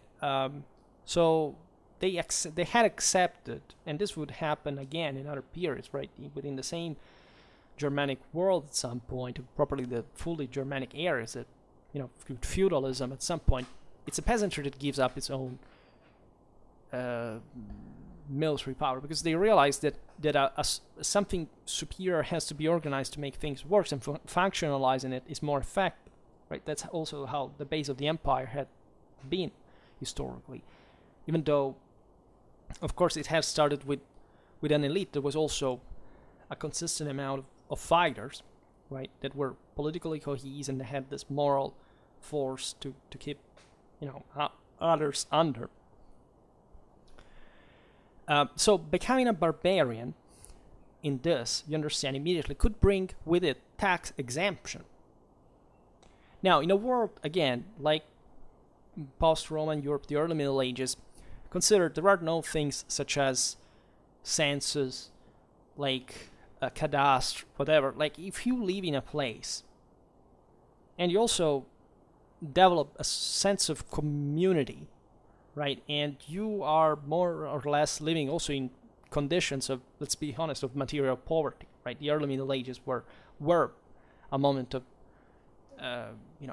difficult material culture, say at least. So even the difference, this was quite evident since the beginning between the average also Germanic warrior and the average Roman colonists. Once these peoples settled down after the migration, was pretty much the same. Who could distinguish who was a Roman and who was a German? Right, and as we have seen, yes, there was a way to do it because, of course, they looked different, they spoke different languages, and so on, usually. Not entirely, right? Also, ethnically speaking, people in Europe still kind of vary, that they can look very, from very different backgrounds at the same time, in very close communities. In any case, the most striking thing is, of course, that everybody knew that the overwhelming 90% plus and almost 100% of the people was Roman. So the fact that everybody turned to be a German is interesting as well, because it means that it's the system that accepted that people were free. And of course this happens if these people have essentially, with a few surplus, right, they have less elites, say, than they had before under the oligarchy, as long as late antiquity worked the way it did, right? The Mediterranean traffics were shrinking the same. Latifundium had collapsed in many areas. That's why, for example, I don't know, in Gaul, where latifundia remained largely, in a sense, still, there was this kind of chivalric, proto-feudal sense of being the nobility being superior, right? But the people were just very, the majority of people were very poor, but the elite was very, very, very super elite, right? In a country like Italy, for example, the distribution of wealth was instead much more even. So there were lots of, relatively, not miserable people, right? People even could read. There was enough, let's say, surplus per capita. Per capita, the country was still the richest one, right? Uninterruptedly in Europe since Roman times, right? So that sense of compactness you see also in the Lombard War, as we were saying before. Everybody was a Lombard. It's because, of course, there was such kind of dilution. The rule was established on bases that were different from the Roman ones. Nobody really wanted to come back to the previous system of the latifundia. It was also unfeasible. And there are people from Byzantine Italy, for example, escaping into Lombard Italy because they want to live as those Romans that are actually becoming Lombards themselves. And it was all a massive political strategic advantage for a Germanic kingdom, because it means you have more people that want to live like you, that will come to live in your country. In early medieval times, where there is a few people, there's a few agricultural resources, you have them coming in from elsewhere, because they know that they are free there. And traditionally, in fact, even during the High Middle Ages, the Italic kingdom had free people, right? The majority of people was free, right? That's also that's the base of the communes, right? In a country like Germany, instead, because of the lack of pre-existing state and that kind of average per capita wealth was also worsened by the Frankish conquest, also in Italy, that make damage. But there, even instead, in the High Middle Ages, most people were not free at all. They were under somebody else's dominion, right? In a personal, juridical sense, right? So they were not really free. That's the reason why, for example, the German ministeriales were knights, but they were not free. They were originally serfs, because there was an abundance of them. And they were very conveniently used in this fashion by the oligarchy that was forming. It was not everything particularly developed, but still was different from these lands. So there are many other factors that still revolve around the fact, yes, Southern Europe was just more advanced, and it remained so than other countries that, in the case of the Franks, were so powerful, again, because they had the latifundi instead, and could develop that professional mounted elite, right? The Longobards had nothing of that, right? Even though they came from people They originally had a much greater equestrian culture than, say, the Franks, and that the same Franks recognized right in the 8th century when their cavalry was actually superior, but they sent, the Visigoths, the Longobards, they had this more steppe influence than us, and they were traditionally known in the world because they were better horsemen, right? But this de facto didn't mean anything. A Longobard duke was a guy who read, who attended trials, judged, administered, living in the city. The Frankish count was a pure militaryman who spent his entire life on horseback in essentially rural world, and that was illiterate, knew only how to fight, and participated every year in the military expeditions of the king. Right? So these are deep divides that inform dramatically different characteristics of the various worlds. And similarly in other lands, right? In the post-Roman legal codes, the barbarian element of the population was often given legal privilege, right? Another reason to adopt a barbarian ethnic identity. I made videos about Germanic law, and especially the one of the Burgundians and the Visigoths, that were the most Romanized of these collections. But the point was still, of course, that those who had really they had more rights, were the Germans, right? The Romans, the importance of those Burgundian and Visigothic collections is the dramatic Roman influence on their law, right? And the fact that those codes discipline the same Roman law as it had come customarily to evolve in their own countries. There is some problem even of interpretation related to whom were these juridical identities, attributed to, because also in later times, for example in Carolingian Europe, where there were lots of ethnicities juridically because of the empire that had taken over so many peoples, it was normal to change law depending on, say, maybe what kind of contract you wanted to do. Or you could change your own personal identity on the base of law. Say, we were talking about it today, that video about Louis the Pious, but I don't know, and this was present already in this other codes, also in the Lombard law, for example. You could say, okay, I want to make a contract the Roman way, but you're a Lombard. Yeah, so if you specify it in the contract, that's valid legally.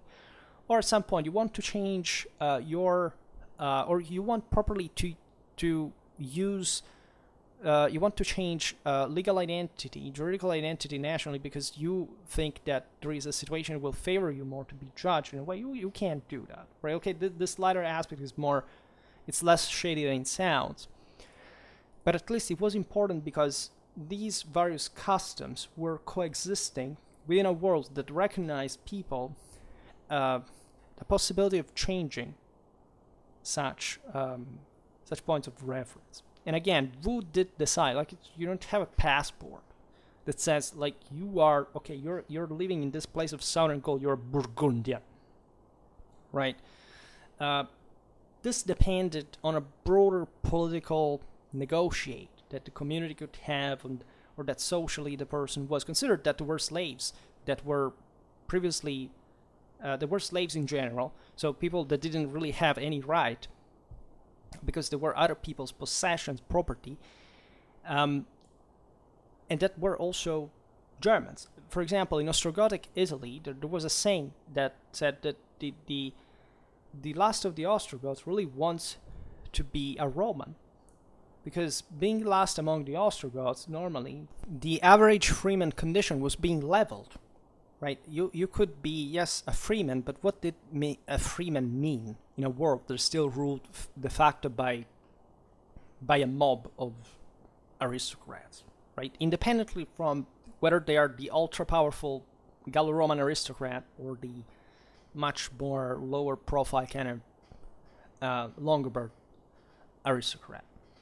Still, your rights are somewhat, we have hypothesized them in our world. We think that rights actually exist. Rights do not exist. We invent them to live together, right? In fact, that's what laid at the root of these identities, that freedom was sanctioned as a status that you could display on the base of your personal power. If you were a great warrior, if you had a lot of money, because that still reflected the idea that the stronger had greater power. There was the Verguild, famously enough, right? Every person had a different value, economically speaking, which is a pretty spot-on thing, right? It's still the reality today. We abstractly think it's not the case. No, because we're all humans, we're all equal. No, we are not, right? A U.S. citizen on the world market in real economy has a greater worth in dollars as a standard than the average Sierra Leoneans. All right, and this is not an invention. This is actual reality, the hardest one that you can ever meet with, right? And so at the time, they weren't that hypocritical. They said it, yeah, it's like that. There were Romans who were very rich, and some Germans wanted to be like them. There were some Germans very powerful, and the Romans wanted to be like them.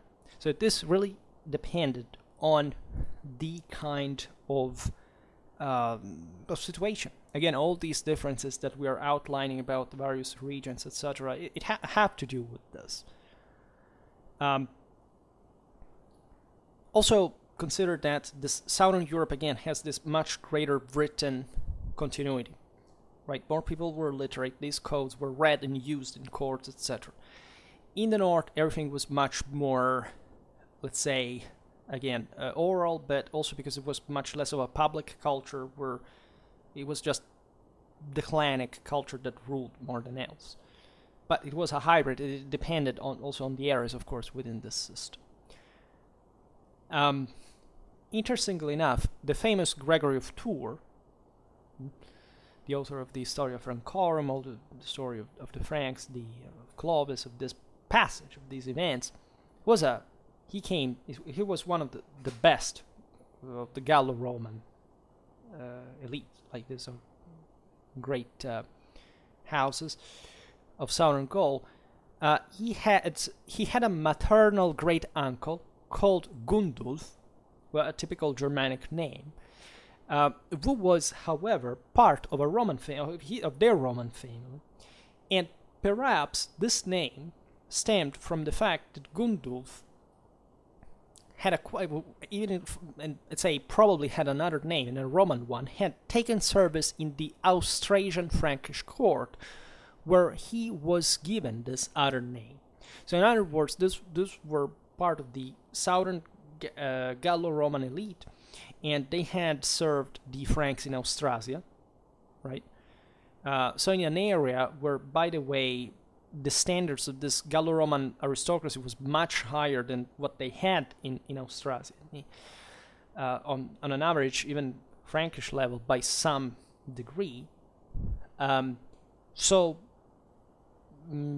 But for having served the Merovingians in that instance, he was given this name, Gundulf, as a Germanic recognition of the fact that he was participating to that Merovingian power, so that he was made, as a Roman, a German, right? Interestingly enough, and Gregory, mentions him probably because of this, because he was also a matter of pride, having been elevated to that kind of ideally superior status by the Merovingian speaking of local communities, especially the more decentralized one, if there was a local conflict, it was quite, or a competition, it was quite convenient to, for example, call yourself with a Germanic name, because who did control that, right? It was as if the imperium was transferred in those still kind of Roman powerful people that could thus say, look, I even have a Germanic name. So if I want to make my power more felt, I will use such name to confirm the same, right? So how did one become a barbarian also is an interesting question, because it could be very varied, right? There were all some juridical mechanisms through mostly marital ties that would be interesting to see, but we'll see probably in another video. The case of Gundulf is a good example of some kind of civil kind of service, because of course the Germans needed this Roman elite to run the state, to teach them Latin that they would have to use to rule over the Romance subjects. They needed how to make the administration work. They need to read in the first place, which these people didn't, right? So there was a great process of acculturation. We know that in every context, that the royal palace, there were Roman names, especially in the early generations where this divide was not, the two identities had not blended yet. There were surely part of that, those aristocrats that collaborated and were also lavishly rewarded evenly for maintaining some kind of grip on the administration in practice, functionally. There are also instances of double name, a Roman and a Germanic one, used at the same time. Material culture is quite meaningful. We do track the archaeologically the settlement. Right at the beginning, the Germans just lived in some areas that didn't mix with the Romans, and in a few generations, it began to live with the others. And there is incidentally also a broader aristocracy forming and living in also kind of more important areas. There is also a lowering of the guard, right? The initial occupation is militarized, and you don't see that anymore. You find, interestingly enough, some also, and that to say how political the Roman and Germanic divide was, some dissonance with the cultural practice. For example, the Alemanni that were traditionally like more anti-Roman in the international policy, they were like a part of that kind of Gothic axis versus the Frankish Byzantine one. Well, when they marched in the Agri Decumates, that was earlier on, but still they had been kind of more aggressive than the Franks against the Romans. They were still kind of uncompromising with the Romans, but you notice that Alemannic women immediately are the more receptive to start taking Roman fashion, right, and wearing the same dresses of the Roman women. Right, women were a very important vehicle of this cultural transformation, because they were also the ones that probably entertained the more kind of civil relations, while the men were very often kind of even just out at war. So they had even important posts of queens were important. There was we know these things. So in the new emerging political units of the post-Roman West, this kind of dress styles, artifact forms were important in demonstrating one's political affinity. You've seen it in Kilderic's grave, that is essentially a Roman and Germanic one at the same time. And as we've seen, also a very specific type of Germanic one, right? Kilderic was essentially a Roman general on the right, in the West, and he decides to take as a German the styles of a Hunnic Gothic warrior, not of a. I give you that maybe the material culture was pretty similar after all, but let's say the broader Frankish Thuringian world cultural material is divided archaeologically. There's a traceable difference from the Gothic Hunnic one that is much more Eastern, even also steppes influence, right? The Franks were not like that, right? If you take the graves of the Longobards of the first migration, we have steppes people. Like we have, even though they had never been in the steppes, right? If not in Hungary, but they were horse archers. There is their entire horse preserved at the Museum of Cividale that shows you that. And you see a Germanic warrior, it's something slightly different. See, the Longobards is kind of more like a part of the Steppenvölker type of lifestyle, etc. And more, because were lots of other peoples together with them. In any case, the other less archaeologically visible features are told to have been important. For example, hairstyle were also used, and this is referred to in a number of sources, like in pretty early ones, but say at the time of the Longobards, it was a fresco made by the Longobard, actually Bavarian queen Theodolinda.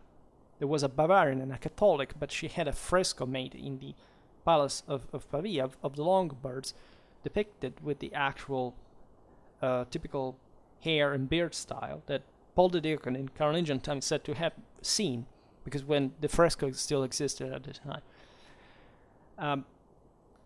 However, the effects were not everywhere the same, of course. Britain, for example, is quite peculiar. We didn't talk much about it, but it's a very interesting and intriguing reality. By the beginning of the 8th century, language had changed there. That's the only exception, right?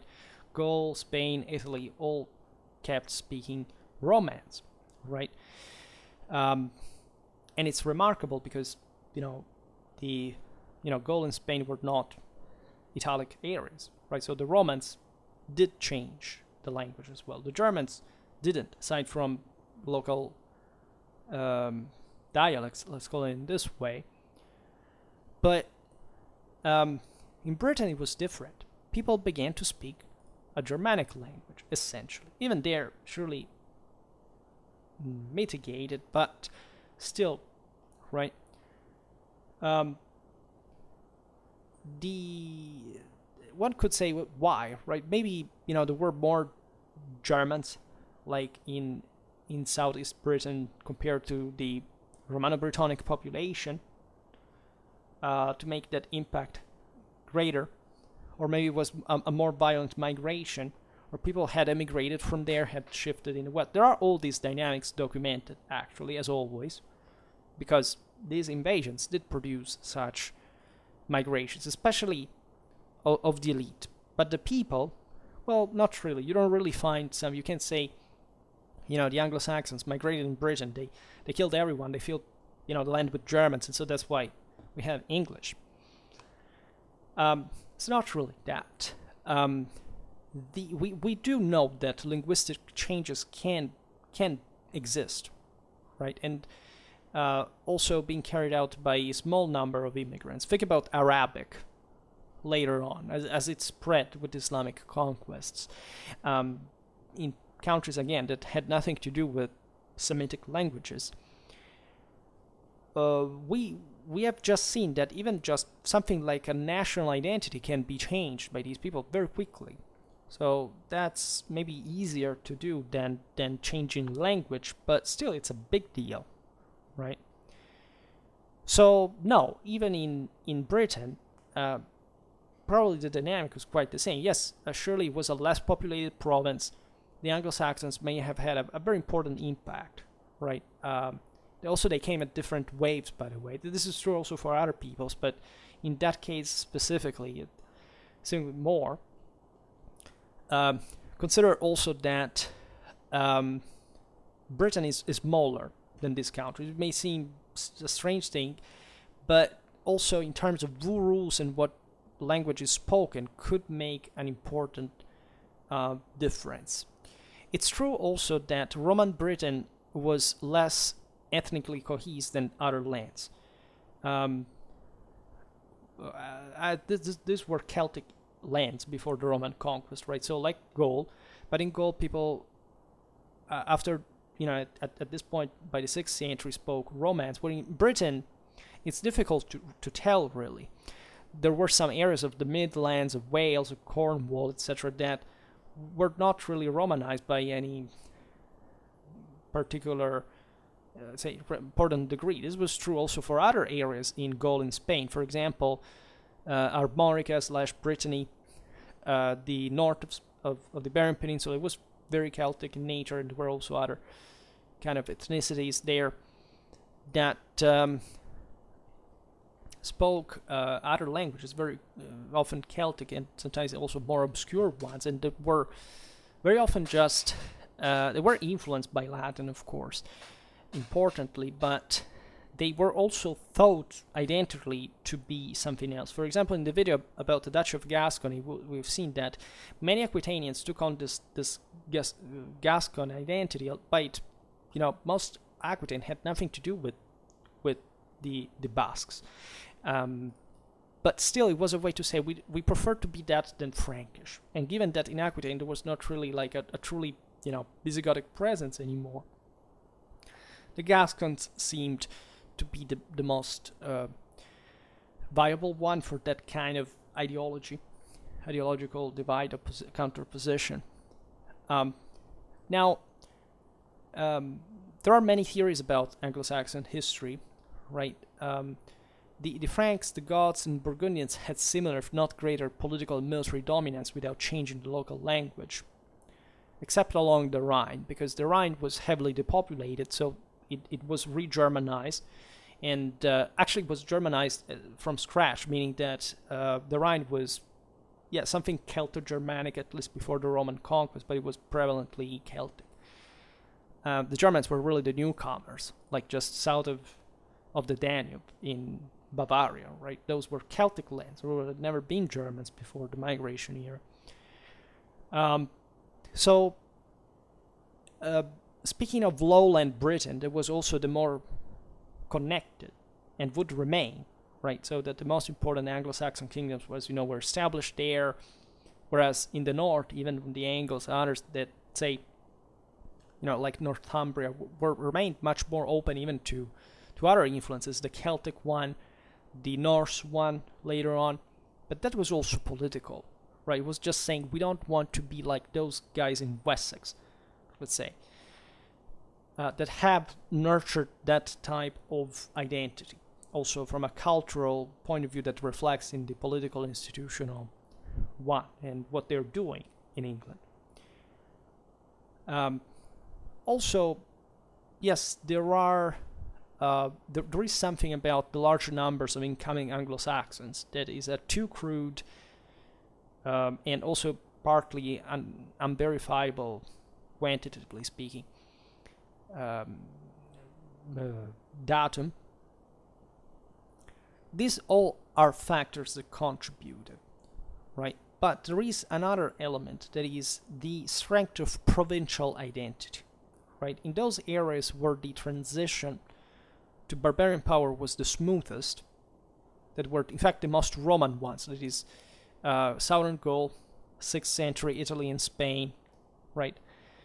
In these areas, being a Roman, especially among the aristocracy that, as we've seen, was still very powerful, was very important, was a source of pride, right? The barbarians were the parvenus, right? They, the elite was to cooperate with them, but there was a distinct division. And things, as we've seen, kept remaining like it was before, right? It's obvious that in such countries also the elite wouldn't have any reason to incentivize linguistic change. After all, the Romans had by far the upper hand culturally. They had a Briton culture, right? It changes everything. The Germans in all these countries, and even actually in Britain, they start writing in Latin, largely. It is true that even vernacular historically in the Middle Ages develops more in the north of Europe, exactly because the practice with Latin, was the truly written language, was less, right? So that we have to wait a longer time to see, Italian vernacular compared to French or German one. Because in Southern Europe, people kept using Latin without too many problems, even when, the vernacular was actually different, but it was still very similar to it. So there was no need to change, literary language. That happens pretty late in time. But the wars and political disruption of the mid-6th century did change the situation, even in Spain and Italy, right? The situation didn't change, for example, in Aquitaine before the 8th century. The Aquitanians never became Franks, for example, right? the Italians became Longobards. The Iberians became Visigoth, right? The Aquitanians didn't. And of course, because also they were kind of, there was really nobody that had been factually ruling them at that point. The Franks were still the enemy in a sense, and even though the Visigoths had first settled in Aquitaine, they had been pushed out as leaders from there. So for Britain, the Anglo-Saxon domination offered some kind of greater compactness to not just the previously kind of fragmented and still kind of conflictual reality that existed. It surely was carried out through force in many ways, but it at least gave a gluing capacity, properly connected to the new identity of the province itself to take on even the same language, right? This is the same reason why, for example, so Northern Gaul was a bit in between the two dynamics, was called Francia, right? Even though it was a Romance later, whereas, again, Italy remained Italy, Spain remained Spain. Gaul changed name. It's called France. So, in Britain as well, the England, the Anglo-Saxon culture, and the same Germanic language stuck more. Being the language of the administration, they are passing towards Anglo-Saxon in practice, like by people who spoke a language that was Germanic, by still using Latin, right? Because the church did, because still, there were surely Romans, Romano-Britons that helped the Anglo-Saxon maintaining power and etc. But let's say the Roman model was too distant, let's say, to remain linguistically functional for that land. So of the other options they could find, after centuries of this kind of dual identity, still kind of a Romanic and a Brittonic one, the Anglo-Saxons came in the most powerful areas, by the way, of the island, that again is also more contained, to Germanize the same language. The Anglo-Saxons had, after all, established a new continuity, a new world, a new rule. And this is true, paradoxically, also of the Aquitanians, as we were saying. What kind of identity they picked? The one of the Basques, that is to say, the one that had actually been harassing the same Gaul since at least the 6th century. Yes, paradoxically, those seemed like a more active and also, as we've seen, more autonomous reality. The same Franks were actually supporting them against the Visigoths. Then another identity that was not quite ever their function. I mean, even in Aquitaine, what kind of real identity had existed in Roman times? Like, it wasn't.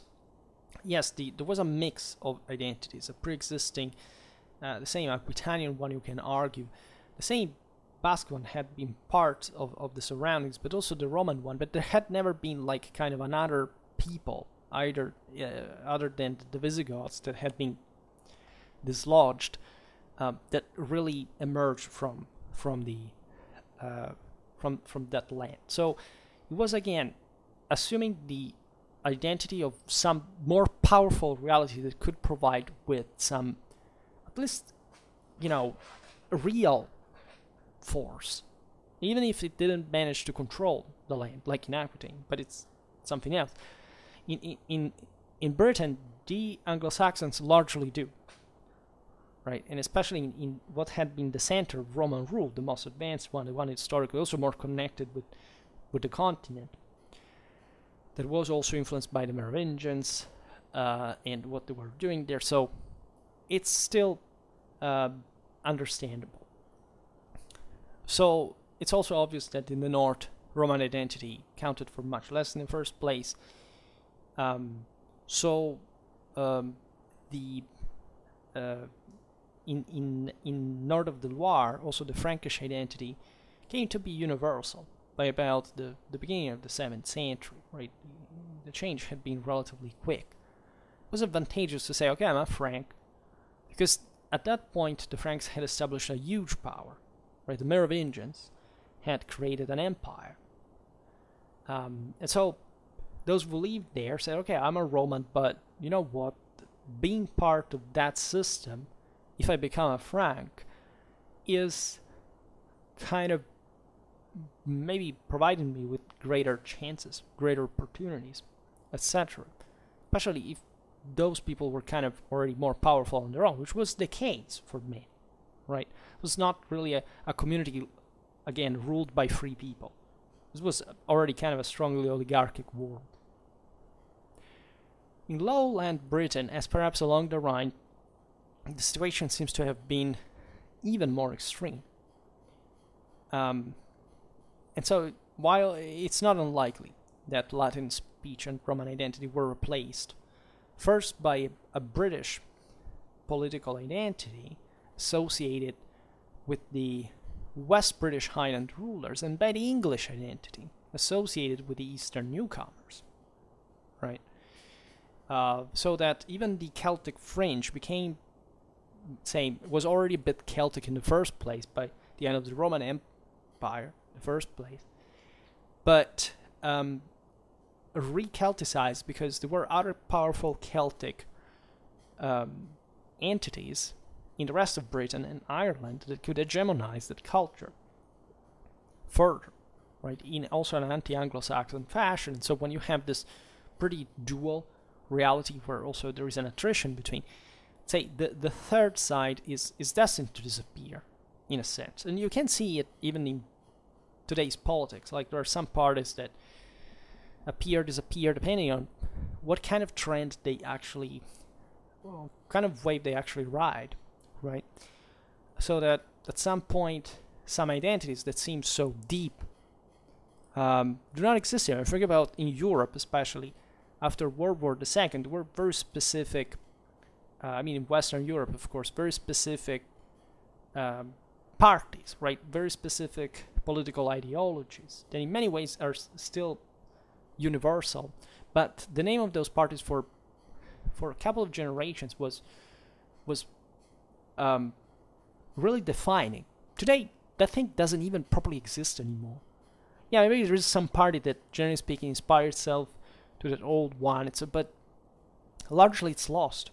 It belongs to a world that doesn't exist anymore. And so, given the rapid contraction of also the entire system at the time, also consider this, the fact that when this bigger, large system contracts and also there is less communications, etc., powers tend to be more entrenched on a local base. There is a greater fear. So you want an immediate security. You want to think that there is a local stability, that things are going to go well. So you're just more eager to say, okay, I will accept even something that has not to do with my previous way of life or beliefs, etc., but just, for the system to make me feel alright. May not be just a positive thing. Again, the life quality was fundamentally decreasing in many ways, and also individual liberty in many ways. But still, it was a way to make order, right? It was a price to pay for having something else.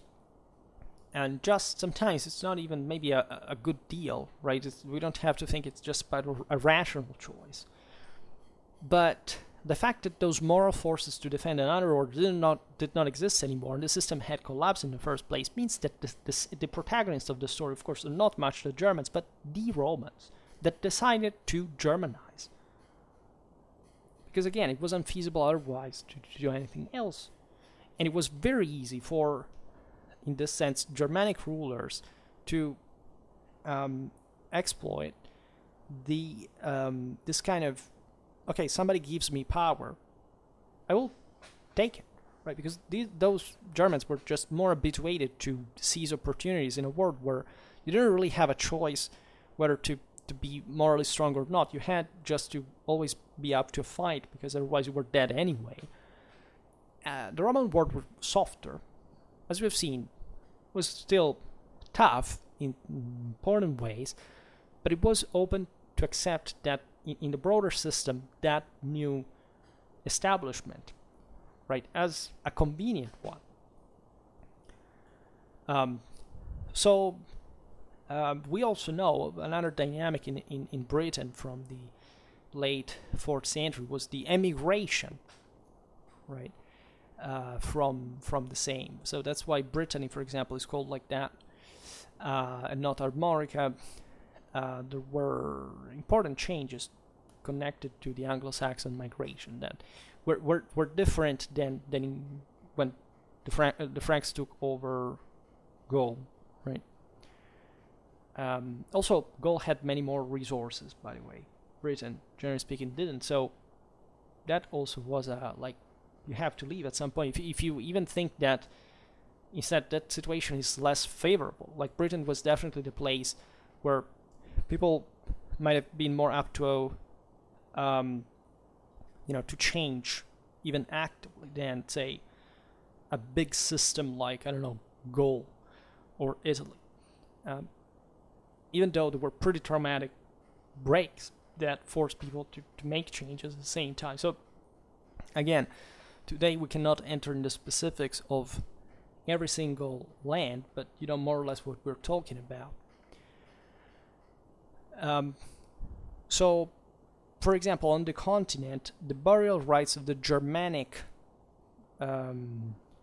homelands make little or no appearance in the archaeology of the Romano-Germanic kingdoms. This is quite interesting. It's a problem archaeologically because these rulers very often didn't bury themselves anymore with their weapons, so we lack some knowledge of that. I don't know, in Alemannia they did up to the 8th century, right? As the Christianization came much later. But, for example, the cremation rites which the Anglo-Saxons had employed in northern Germany were adopted in southern Britain too. Important difference.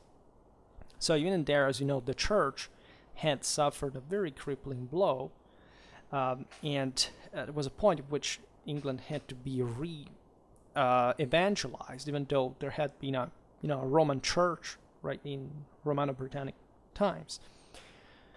So it's also a civilizational divide.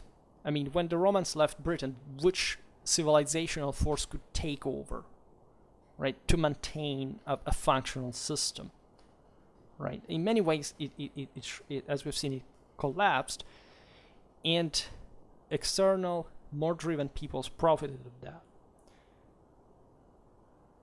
And so the same kind of this is also because of the weakness of local British identity, right? It should be noted many Anglo-Saxons, like their continental counterparts, adopted the more let's say the common late provincial and post-Roman rite of lavishly furnished inhumation, right? So it was very important also for the Germans to Romanize by a certain degree, right? If you had lived like in places like Frisia or the Jutland, or you came to Britain, it seemed like, oh my God, this is the 3rd millennium civilization. They were awaiting just for the second war. They didn't even count the years like that. But I mean, it was just something more, right? So this is what we see elsewhere. The Germans, it's not that, arrive in Germany. It's the other way around. They became Romans themselves de facto. This entire video is about the political and institutional Germanization of the western half of the empire. It's not about the fact that the actual culture was Germanized. It was overwhelmingly Romance, right? Romance influences, if we exclude Britain more specifically. So the weakness of the indigenous culture is important as well. Britain didn't have much of that force, right? Gaul, Spain, Italy, they had a lot. They were still major civilizational centers and would remain forever, including, just think about the evangelization of the Saxons carried out from Rome, right? You can't even say properly by the Byzantine Empire, but by the Roman papacy, right? And through Merovingian, very important Merovingian Gallic mediation, right? So that's the new axis that shows how this world was not becoming, I don't know, a place just with villages and nothing else, and just pagan ritual. No, it was, again, there was a massive continuity with the Roman world. And this should be emphasized dramatically for how we have tended to explain the Middle Ages. So, surely we will talk again about these topics, and we have to be very careful at also understanding such content, because I may make very long videos, and I know that most people just count on them and do not even really understand much of it. I may not be the best speaker ever, but the impression I have is that the average person clicks here and says, "Oh my God, this is about, you know, what I dream it to be," without even knowing what it says. And it usually are very strange, extremistic ideological misconceptions of history. They subscribe and then they think that, I don't know, this channel talks about things that don't even exist. So, I say this because there is a disproportionate amount of, let's say, of attention towards this migration year, and especially Germanic history content. But when it comes to anyone, you know, saying anything meaningful about it, or even, you know, showing that at least they get it, you know, there is no really much hope that we can change it. So I hope the channel grows naturally, but still with the right dynamics. In any case, for today I stop it here. I just hope that you enjoyed this video. If you did, please share it, otherwise leave a like or subscribe to my channel if you're interested in my upcoming content. And for now, I thank you heartily for listening to me. I wish you a nice time and see you next time. Bye.